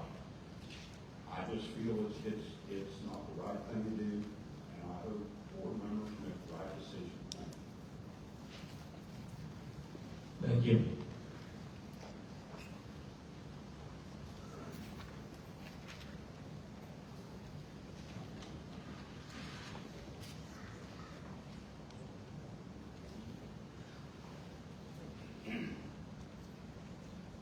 I'm sorry I can't pronounce your name, but your address is 21810 Lake Tenwood Road. I didn't do real well in grade school. I've had this problem all my life. My name is Dino Kamuchis. Thank you. Appreciate it. Thank you. Mr. Thatcher asked a question of the Lansing representative that pretty much knocked me off my pins. And the one thing crazier than the question was this guy's answer. They don't know what they're going to do with this power. They're building it here because we're an easy target, and there's still incentives in place to make it worthwhile for them to do this. That's the only reason they're in our backyard. They don't care if you got to look out their backyard at a solar field. I find it just absolutely incredible at this point in time that we're even having this kind of a discussion. Solar, wind are both incomplete technologies. Until we have a more modern, updated, and efficient method to store energy, they will only be supplemental. They will never be primary. And then we get this person come up and tell us he wants to take our land. He doesn't know what he's going to do with it. Are you kidding me? It's time to get aggravated, if nothing else. This is just absolutely ludicrous. I can't believe that we're here fighting about this. There's so many real things in our county to deal with. Send this guy home. This list of companies he's buying the product for, the manufacturers in Mexico is principally funded by Chinese banks. Their pedigree financially is not an all-American good guy company. This whole data center, solar thing, there's so much conspiracy involved in it all, and it has to do with China continuing to undermine our country. Linnea doesn't look out for Dearborn County, and I'm not too worried about Linnea, it's just they need to stay out of my backyard.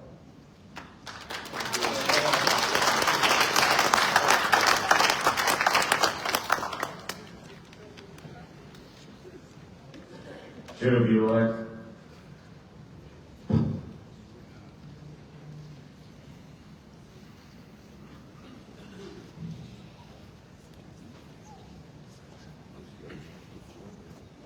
My name is J.Thatcher. My family's been farming in Dearborn County since the 1860s.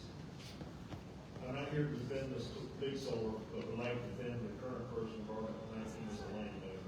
Increasing setbacks, breaking up solar sites into smaller blocks for no specific scientific reason for this field waste of valuable land. I encourage all in attendance, if you have not, read Article 19. Do we really want more government control? A handful of homeowners want us landowners to keep our farms the way they want to see them. They claim it's about protecting farmland. What about the farmers? Most farmers are working 2, 3 jobs just to maintain it. Some with no option for vacation or even retirement. Most of them work the farm until death, crippled, dead from cancer, or who knows whatever terrible infliction. Now comes the opportunity for some farmers that have a chance to earn a considerable amount more of new, non-labor intensive income, harvesting electricity. Why can't farmers be allowed to make their own decisions about what to do with their own farmland?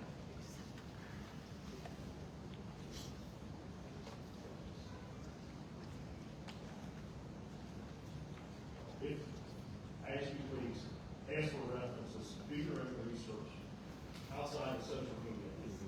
Before the organizations, these are some of the people that are in Dearborn County, please do not consider a long-drawn out moratorium or revisions to Article 19, even those small changes may be moved as Linnea wants, and change the rules for landowners.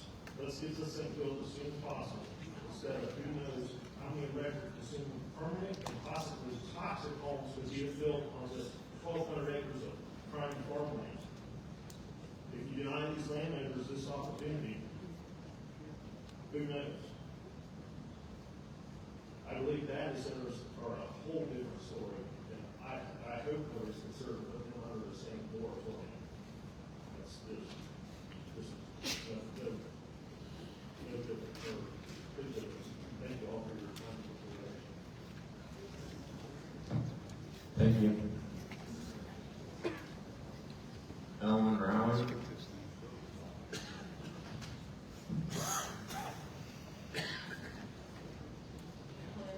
The points I wanted to make have already been said.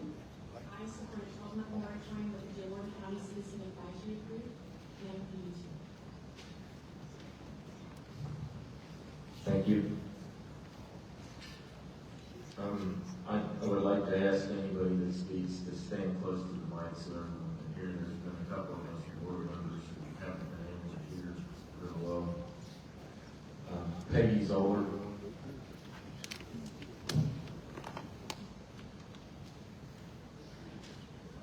My name is Peggy Zoller. I've resided in Manchester Township for the last 20 years, and I've lived in Dearborn County for 39. The gentleman mentioned getting information off the internet. I did want to research this whole topic, the federal tax, which is the tax solar farms. And most of the research that I pulled out was from the National Institute of Health, www.nih.gov. And I'd just like to begin by saying I have researched the impact of the solar farms on soil and water. I observed this increasing adoption of solar farms by the U.S. government representatives, and it's being driven by the growing demand for what is referred to as clean, renewable energy. Yet the potential environmental risks are often overlooked or even known. Some of the information I have read includes information from NID, as I stated, and cites a study with a conclusion stating it seeks the environmental impact of PV panels with a particular focus on the effects on soil quality of one of the oldest PV installations in Poland. Sadly, the majority of few studies that were actually conducted appear to be biased because there's such a rush to support the solar farms.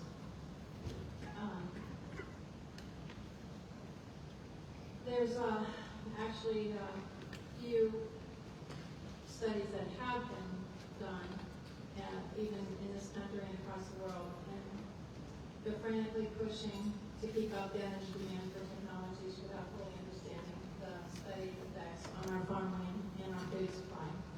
The unknown potential effects are alarming to me and many of the other residents in this community across Dearborn County. You can see signs all over the place expressing our concern. And also, I just wanted to mention that the director of stated that a lot of the old energy centers are retiring, and I have just a question of why they cannot use these old energy centers, like the old I&M Indian Michigan plant down there, which is about 1,200 acres, which is what I understand this in taking farmland up here in Manchester and the surrounding areas is about the same amount of property that is farmland. And what I think of all of this is 35 pages. Again, this is National Institute of Health.gov. This is dated August 25th, August 15th, 2025, and talks a lot about the chemical analysis. It's very detailed, but in conclusion, it does state that, I'll just read it, I'm getting close to the end. Pardon me. The study seeks to assess the environmental impact of PV panels, with particular focus on their effects on soil quality at one of the oldest installations. And then, I'm sorry, pardon me. I think I went to the last page, but it just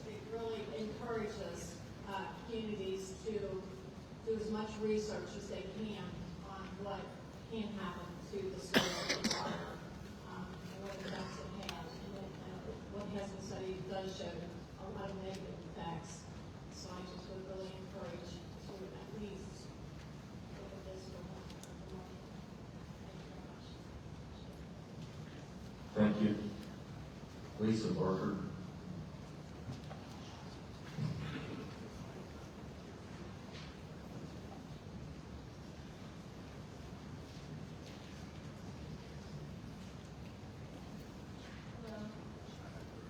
My name is Lisa Barker. Please address the board, Lisa, and keep the mic. To address everybody, sorry, Dennis.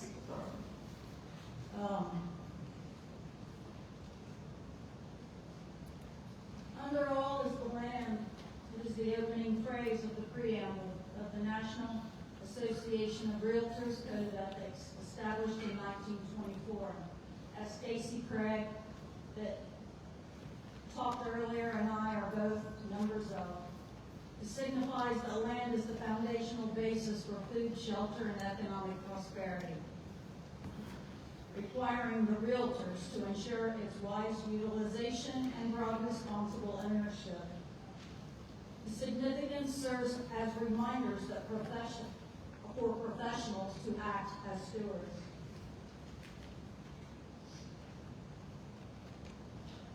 This address is not about solar farms, it's about commercial solar. My husband and I are farmers. We advocate for what most of you do, clean energy and home ownership. We have cattle. We have experienced on a small scale what irresponsible work is and low-cost contractors have done with land not belonging to them. I have witnessed firsthand and on a small scale how power companies in Indiana have used their size, financial, and political strength over the commoner, you and me. I also worked as an employee for those same power companies. Unlike Jenna, who worked in the office, I worked on the ground floor. I saw the irresponsibility of the people who worked in those industries. I witnessed and I demand responsible change that respects all people, you. On our family farm, we are currently challenged by metal that enters the rumen of our cattle. We currently have a cow right now that's experiencing difficulty. We also have another cow who can almost not walk because of the metal that is in her hooves.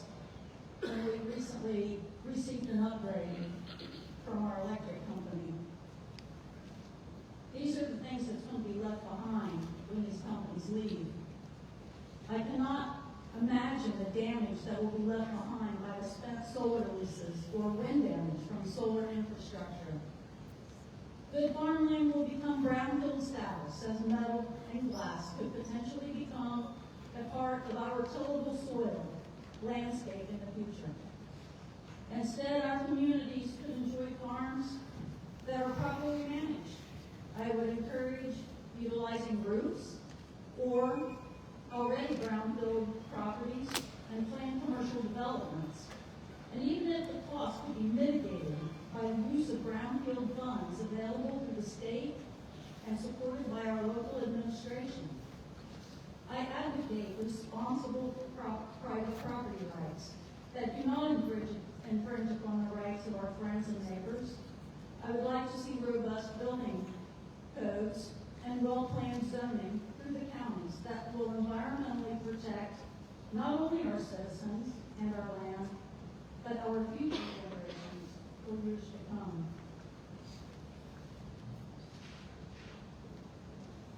We will require a one-year moratorium to structure the language with community engagement in our zoning and planning for sites for the new way of life that AI has presented to us in Dearborn County.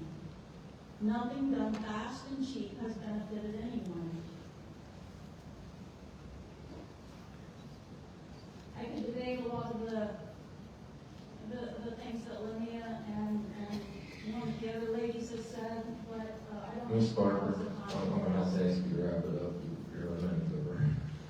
I'm wrapped up, Dennis. Thank you for your time. Appreciate it. Thank you. Travis Bryant.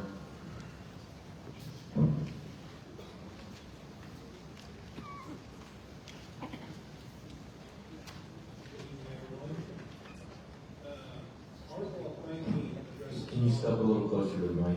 Sorry. Article 19 addresses wildlife habitat and protection of threatened, endangered, and endangered species in only vague and minimal terms. When compared to stronger ordinances adopted in other Indiana counties such as Franklin and Boone, our current language lacks the specificity and enforceable standards necessary to truly safeguard our natural resources. While Article 19 references compliance with state and federal recommendations, it does not clearly define the depth, scope, or methodology required for environmental impact studies. Though Article 19 cites adopting state and federal regulations, for many residents, this reads as a hands-off approach at a time when careful oversight is essential on an issue that directly impacts our county. Our community has consistently expressed a desire for stronger protection and greater respect for our wildlife habitats and ecosystems. This is not about opposing progress. It is about ensuring that development does not come at the irreversible expense of the landscapes and species that make our county unique. We have an opportunity and a responsibility to strengthen this ordinance. Wildlife and ecosystem impacts studies should be conducted by an independent, non-biased third party selected or approved by the county. Allowing developers to hire and rely solely on their own consultants creates an inherent conflict of interest and erodes public trust. When environmental findings are not readily available for public review, residents are left to simply take their word for it. That is not transparency, and that is not accountability. Our ordinance should require independence, full disclosure, and public access to all findings before approvals are granted. Article 19 also mandates a fully fenced perimeter described as wildlife friendly, yet it fails to define what that term means exactly or establish clear construction standards. Without specific requirements for fence type, materials, and wildlife permeability, the language becomes subjective and unenforceable. Miles of fencing around commercial scale industrial facilities will fragment habitat, obstruct natural travel corridors, and increase risk of entanglement or displacements, ultimately forcing animals towards roadways and human conflict. These impacts may be addressed clearly and proactively, not after damage has occurred. More broadly, Article 19 contains open-ended permissive language that appears to leave critical environmental protections to developer discretion.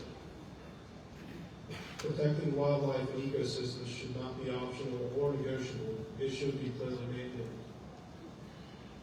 We are the voice for our wildlife. Both game and non-game species are part of our heritage and our responsibility to future generations. Once habitat is fragmented or species are displaced, those impacts cannot simply be undone. For these reasons, we respectfully urge the immediate implementation of a 12-month moratorium on the acceptance of solar energy development permit applications of any size.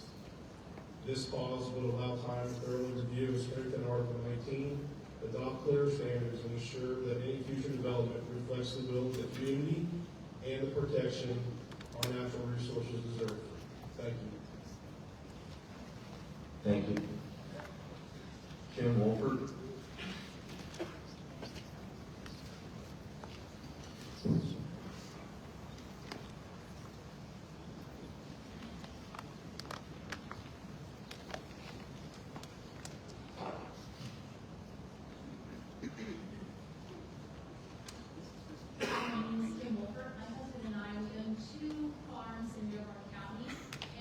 Also are homeowners with solar installation on two different countries.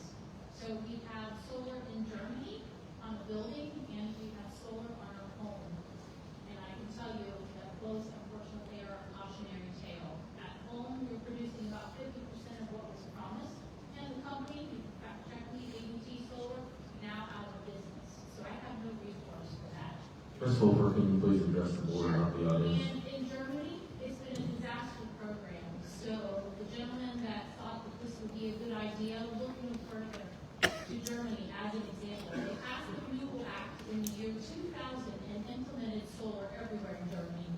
The farmers regret it. Some of the farmers had hailstorms that damaged the cells and also leached heavy metals into the soil. That was a disaster. And you need to ask our representative of the solar company what the chances are here in the 25-year period. I'll tell you, 93% of a significant hailstorm. Also, some of the farmers actually had their land that was zoned agriculture changed to commercial. Can you imagine that? They were crushed by the taxes. And some of them went bankrupt and had to sell their farms. Those are facts. They are way ahead of us. We have over a 25-year period of example of what happened in Europe to say don't do it. So if the gentleman had done his homework that is from the solar company, he would not dare show his face to this committee and think that we are idiots, that this is a good idea. Because Germany has done this. They have now backtracked and said no more solar cells on fertile ground. They regret it. The gentleman back there that thinks it's a good idea, I welcome you to go talk to the farmers in Germany. Disaster program. But all in all, I know I see some familiar faces here, and we've been together before for these things, such as the link. Now we're talking solar, data centers. All of this, what it has in common is that we have this aggressive, relentless push for coastal development. It has to stop. But ask yourself why it's happening. I know why it's happening. We have no representation in Indianapolis. We need a farmer there. We need someone who loves this country. I come from Hamilton County, Ohio, and I'm sick of what they've done in Hamilton County, Ohio. I'm sick of it. And they're trying to do it here in Dearborn County. So we need to send someone to Indianapolis, District 43. Joe Vogel is running. He's a farmer. He's one of us. He will fight for us there. And this is not meant to be a political thing. Joe Vogel, he's a farmer. Sit down, please, now. No more talking.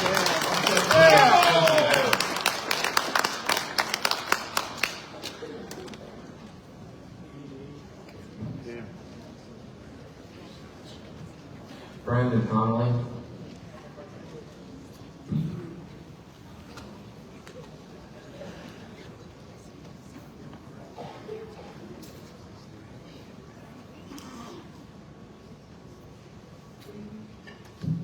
Good evening. My name is Brandon Conley. My family and I recently invested roughly $600,000 to purchase land here in Manchester. We didn't make this investment lightly. We chose this community after 5 years of searching because of its quiet, because of its character, its open space, its rural integrity, and the long-term stability it represents. We bought this property with vision, to build our home and raise our son in a peaceful environment away from the city. This is not a short-term investment for us, it is our future. We are here tonight to support a moratorium on large-scale solar development. This is not about being anti-solar or anti-renewable energy. It's about making sure that decisions of this magnitude are studied carefully before they permanently alter the character of our community. A large-scale solar farm is not a small project. It introduces industrial infrastructure, substations, inverters, fencing, maintenance access roads into areas that were previously agriculture or residential. There will be ongoing maintenance traffic. Once approved and built, these projects can last decades and are extremely difficult to reverse. Does this align with the long-term vision of the township and the residents? The moratorium is not a ban. It is a simple pause. A pause that gives this commission time to evaluate zoning, setbacks, screening requirements, decommissioning guarantees, and community input so that solar development does move forward. If it does move forward, it does so responsibly and with clear protections in place. My family made a significant financial and personal commitment to Manchester because of what it is today. We are choosing to build a life here, not to live next to an industrial power facility. We are asking you to protect the residents who have invested their life savings here by ensuring that proper safeguards are established before large-scale industrial projects are approved.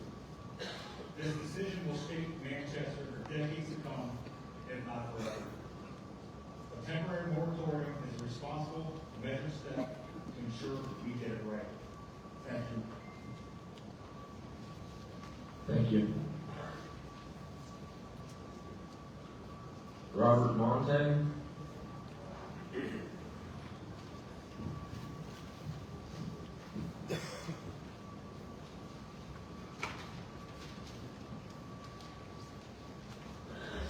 Thank you very much. I'd like to start out by saying thank you to the county commissioners and the planning and zoning board president for responding to my emails regarding my concerns about the solar budget. I'm sure you were overwhelmed, but I do appreciate the responses. My name is Robert Montague. My wife and I live in Manchester. We're originally from New Jersey, actually fled New Jersey, and chose to live in Dearborn County for a specific reason, for the country charm and the rural nature of the county. After working in the public sector collectively for 45 years, we expressly moved here to this residential and agricultural area to enjoy our property and live in peace and quiet. We believe that the current Dearborn County solar ordinance disproportionately favors solar companies and fails to adequately protect the health, safety, and financial well-being of the residents who will be most directly and unfairly impacted by the proposed industrial-sized solar farm. It's no secret that solar equipment generates considerable noise.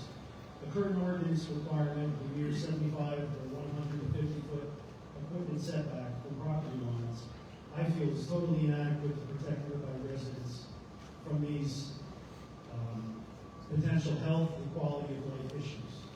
Some of these current solar leases obtained by Sunman Solar have also had residential homes practically surrounded. Aside from State Route 48 and 101, Manchester and Sunman are very peaceful and quiet country areas, and as such, sound travels. Few natural barriers exist in this area to deaden the sound of solar equipment. Also, I wonder what impact will a commercial solar farm have upon the Gladys Russell Wildlife Refuge, which is very nearby. Additionally, the current solar ordinance does not address the very real decline in residential property values associated with large-scale solar developments in agricultural areas. This proposed solar project clearly benefits a few select property owners while financially penalizing other residents who are unfortunate to live nearby. Some folks have brought up some research done on the internet. Due to my last profession, I prefer to dig a little deeper. According to the Lawrence Berkeley National Lab of California, who in 2023 released a study which analyzed 1.9 million home transactions near solar farms between 2003 and 2020, they indicated there was a statistical evidence to support property values would decrease due to close proximity to solar farms, and that they found a 3% decrease of property values within a half-mile of solar farms built on agricultural land. Additionally, going back to the sound, I found it prudent to take a ride out to the Sardinia Solar Project in Sardinia, Ohio. It's about an hour and a half away, just to see what it looked like, what it sounded like. And I would invite anyone in this room to take that hour and a half ride. You can hear the noise 200 feet away. There's no question about it. I think there are, for these reasons and more, a moratorium is necessary to allow time for meaningful, community-involved discussion and responsible planning. Thank you for your time. Thank you. J.Thatcher.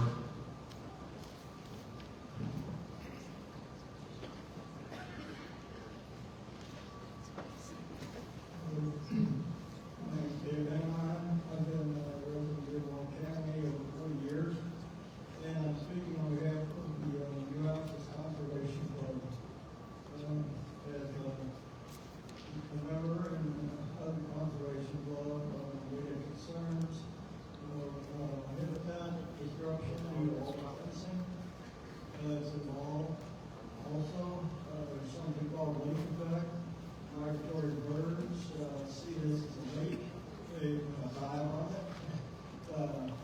The young adults are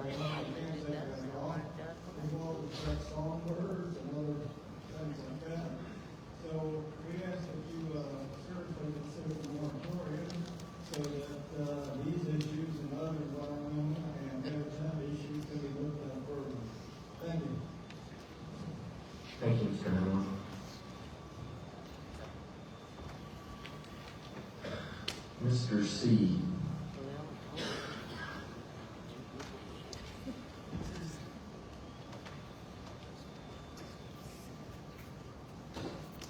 I'll address the board, but I have a question. You can tell me if anyone holds their hand up. Anybody else go out this morning and does snow on a solar panel at 7 a.m.?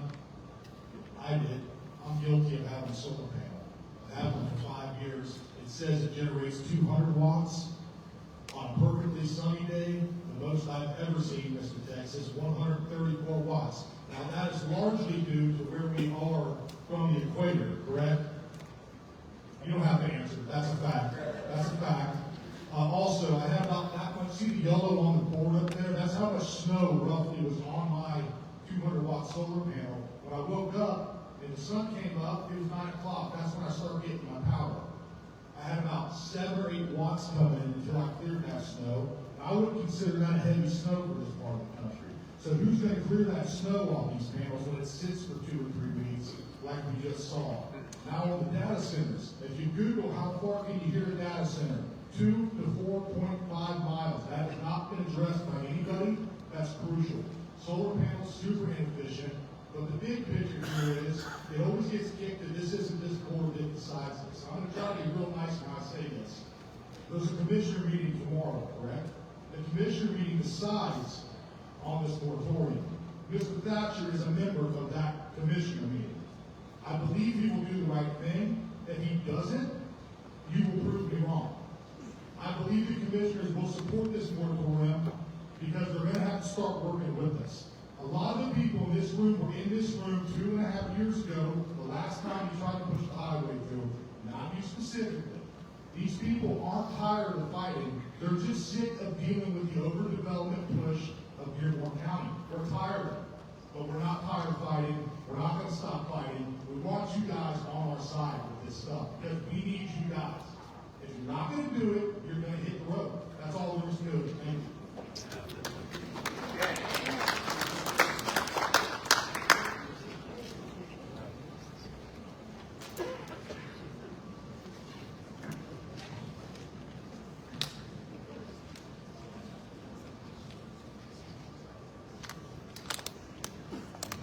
Richard Dennerline.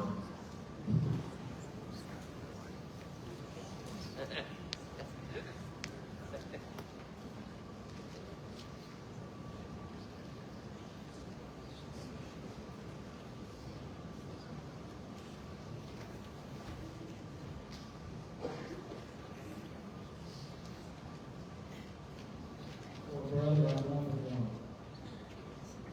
Okay, my name's Richard Dennerline. I was born and raised in Dearborn County. Went to this high school in Hoog. But I first want to thank the board for their professionalism and good letting me speak. And Mr. Board President, Mr. Kraus, thank you. I also want to put a fine point on something that the board president already said, that the only thing they can do is make a recommendation. And the real decision is by the commission.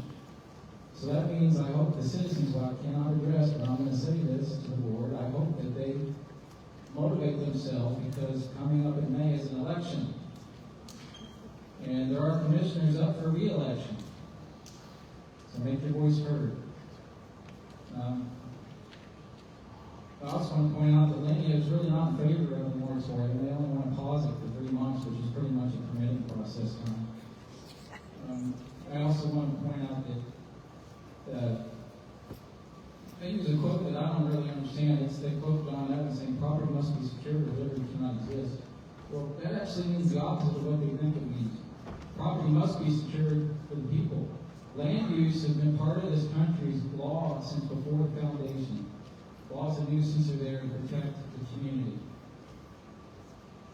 The other thing that was not addressed is that the commissioning is not so simple. They say they'll post a bond, but this bond is only 20% of the cost, which will surely increase 30 years from now. It's not subject to increase for inflation. This is not a protection we have in our current zoning ordinance.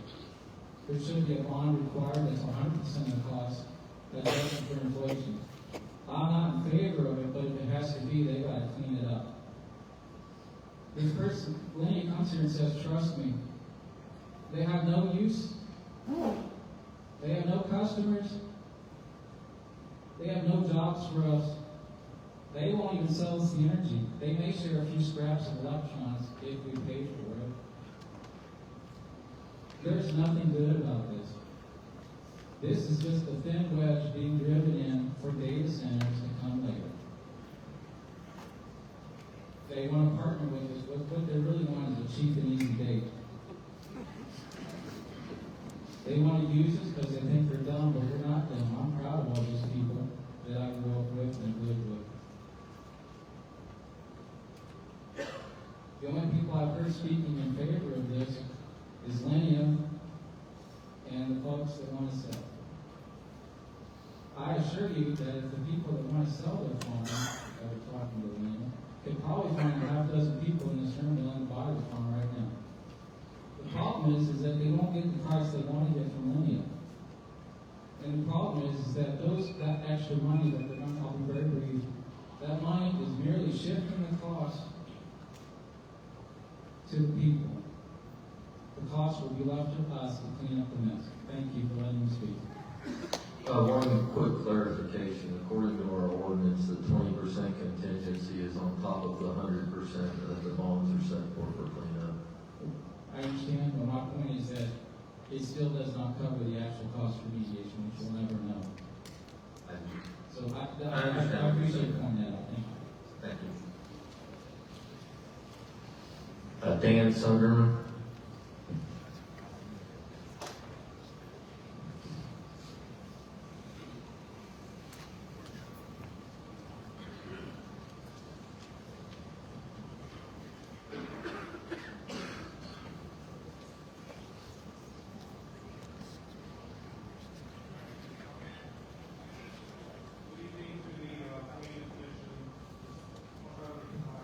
There we go.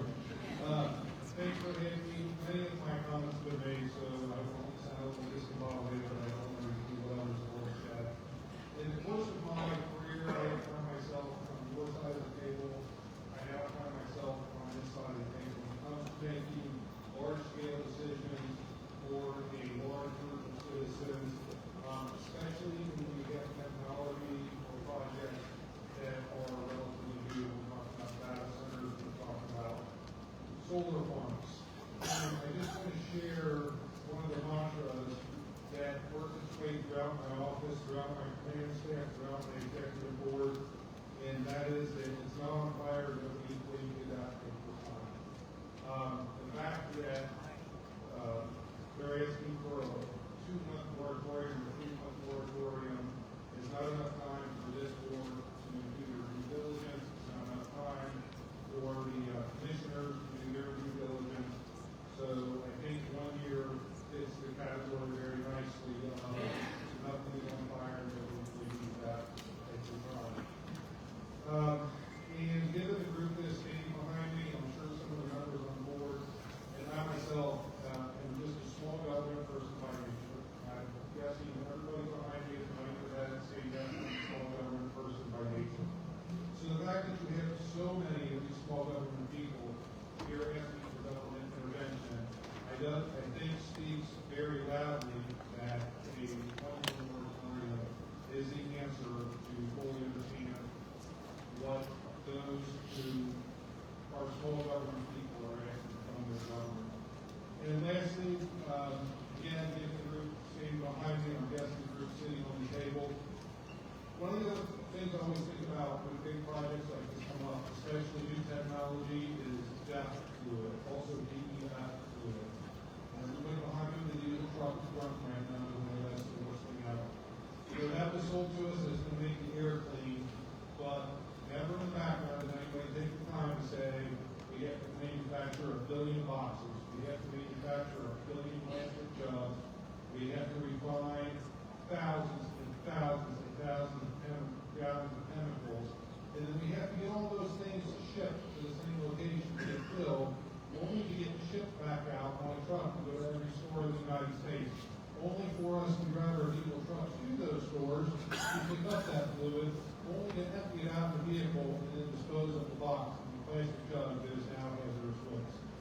I only use that as an example of, I think, a 1-year moratorium on something that we all now know did not work, would have been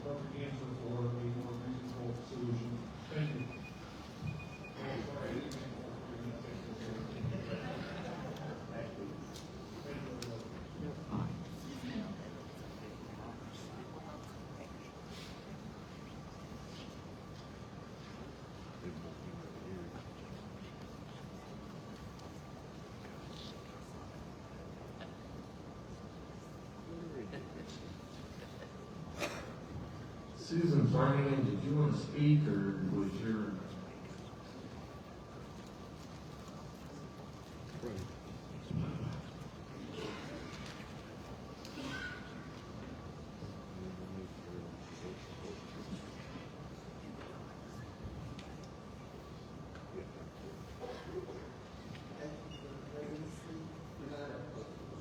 My questions have been addressed, but I would like to kind of turn this into a different avenue.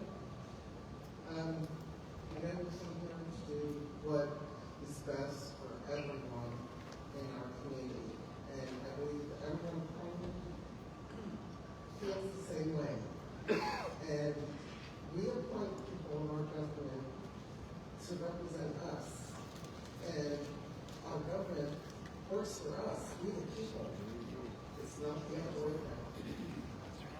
And I know every one of us is going to continue to work harder to make sure that our representatives represent our values and our voices. And what I would like to do is say a prayer, because without God, our voices won't be heard. And it is only through Him that our voices will be heard and understood. And I'd like to say a prayer quickly. Heavenly Father, we come before you seeking your wisdom, your clarity, and your protection. You are the creator of all things, our land, our communities, in the places we call home. Lord, we ask you to watch over Dearborn County and all the counties across our state and nation. Guide the hearts and minds of those making decisions about how our land is used. May they act with wisdom, humility, and full consideration for the people, the land, and the future. If a project is not meant to take place here, if it would bring harm, disruption, or imbalance, we ask that you gently close those doors. If another path is better for our community, let it become clear and undeniable. Grant peace to our citizens, unity to our neighborhoods, and discernment to our leaders. Help all decisions reflect what is best, just, and right for the people who live here. We place our land, our future, and our concerns into your hands. May your will be done, and may your guidance lead us to what is good and life-giving. In Jesus' name I pray. God bless everyone.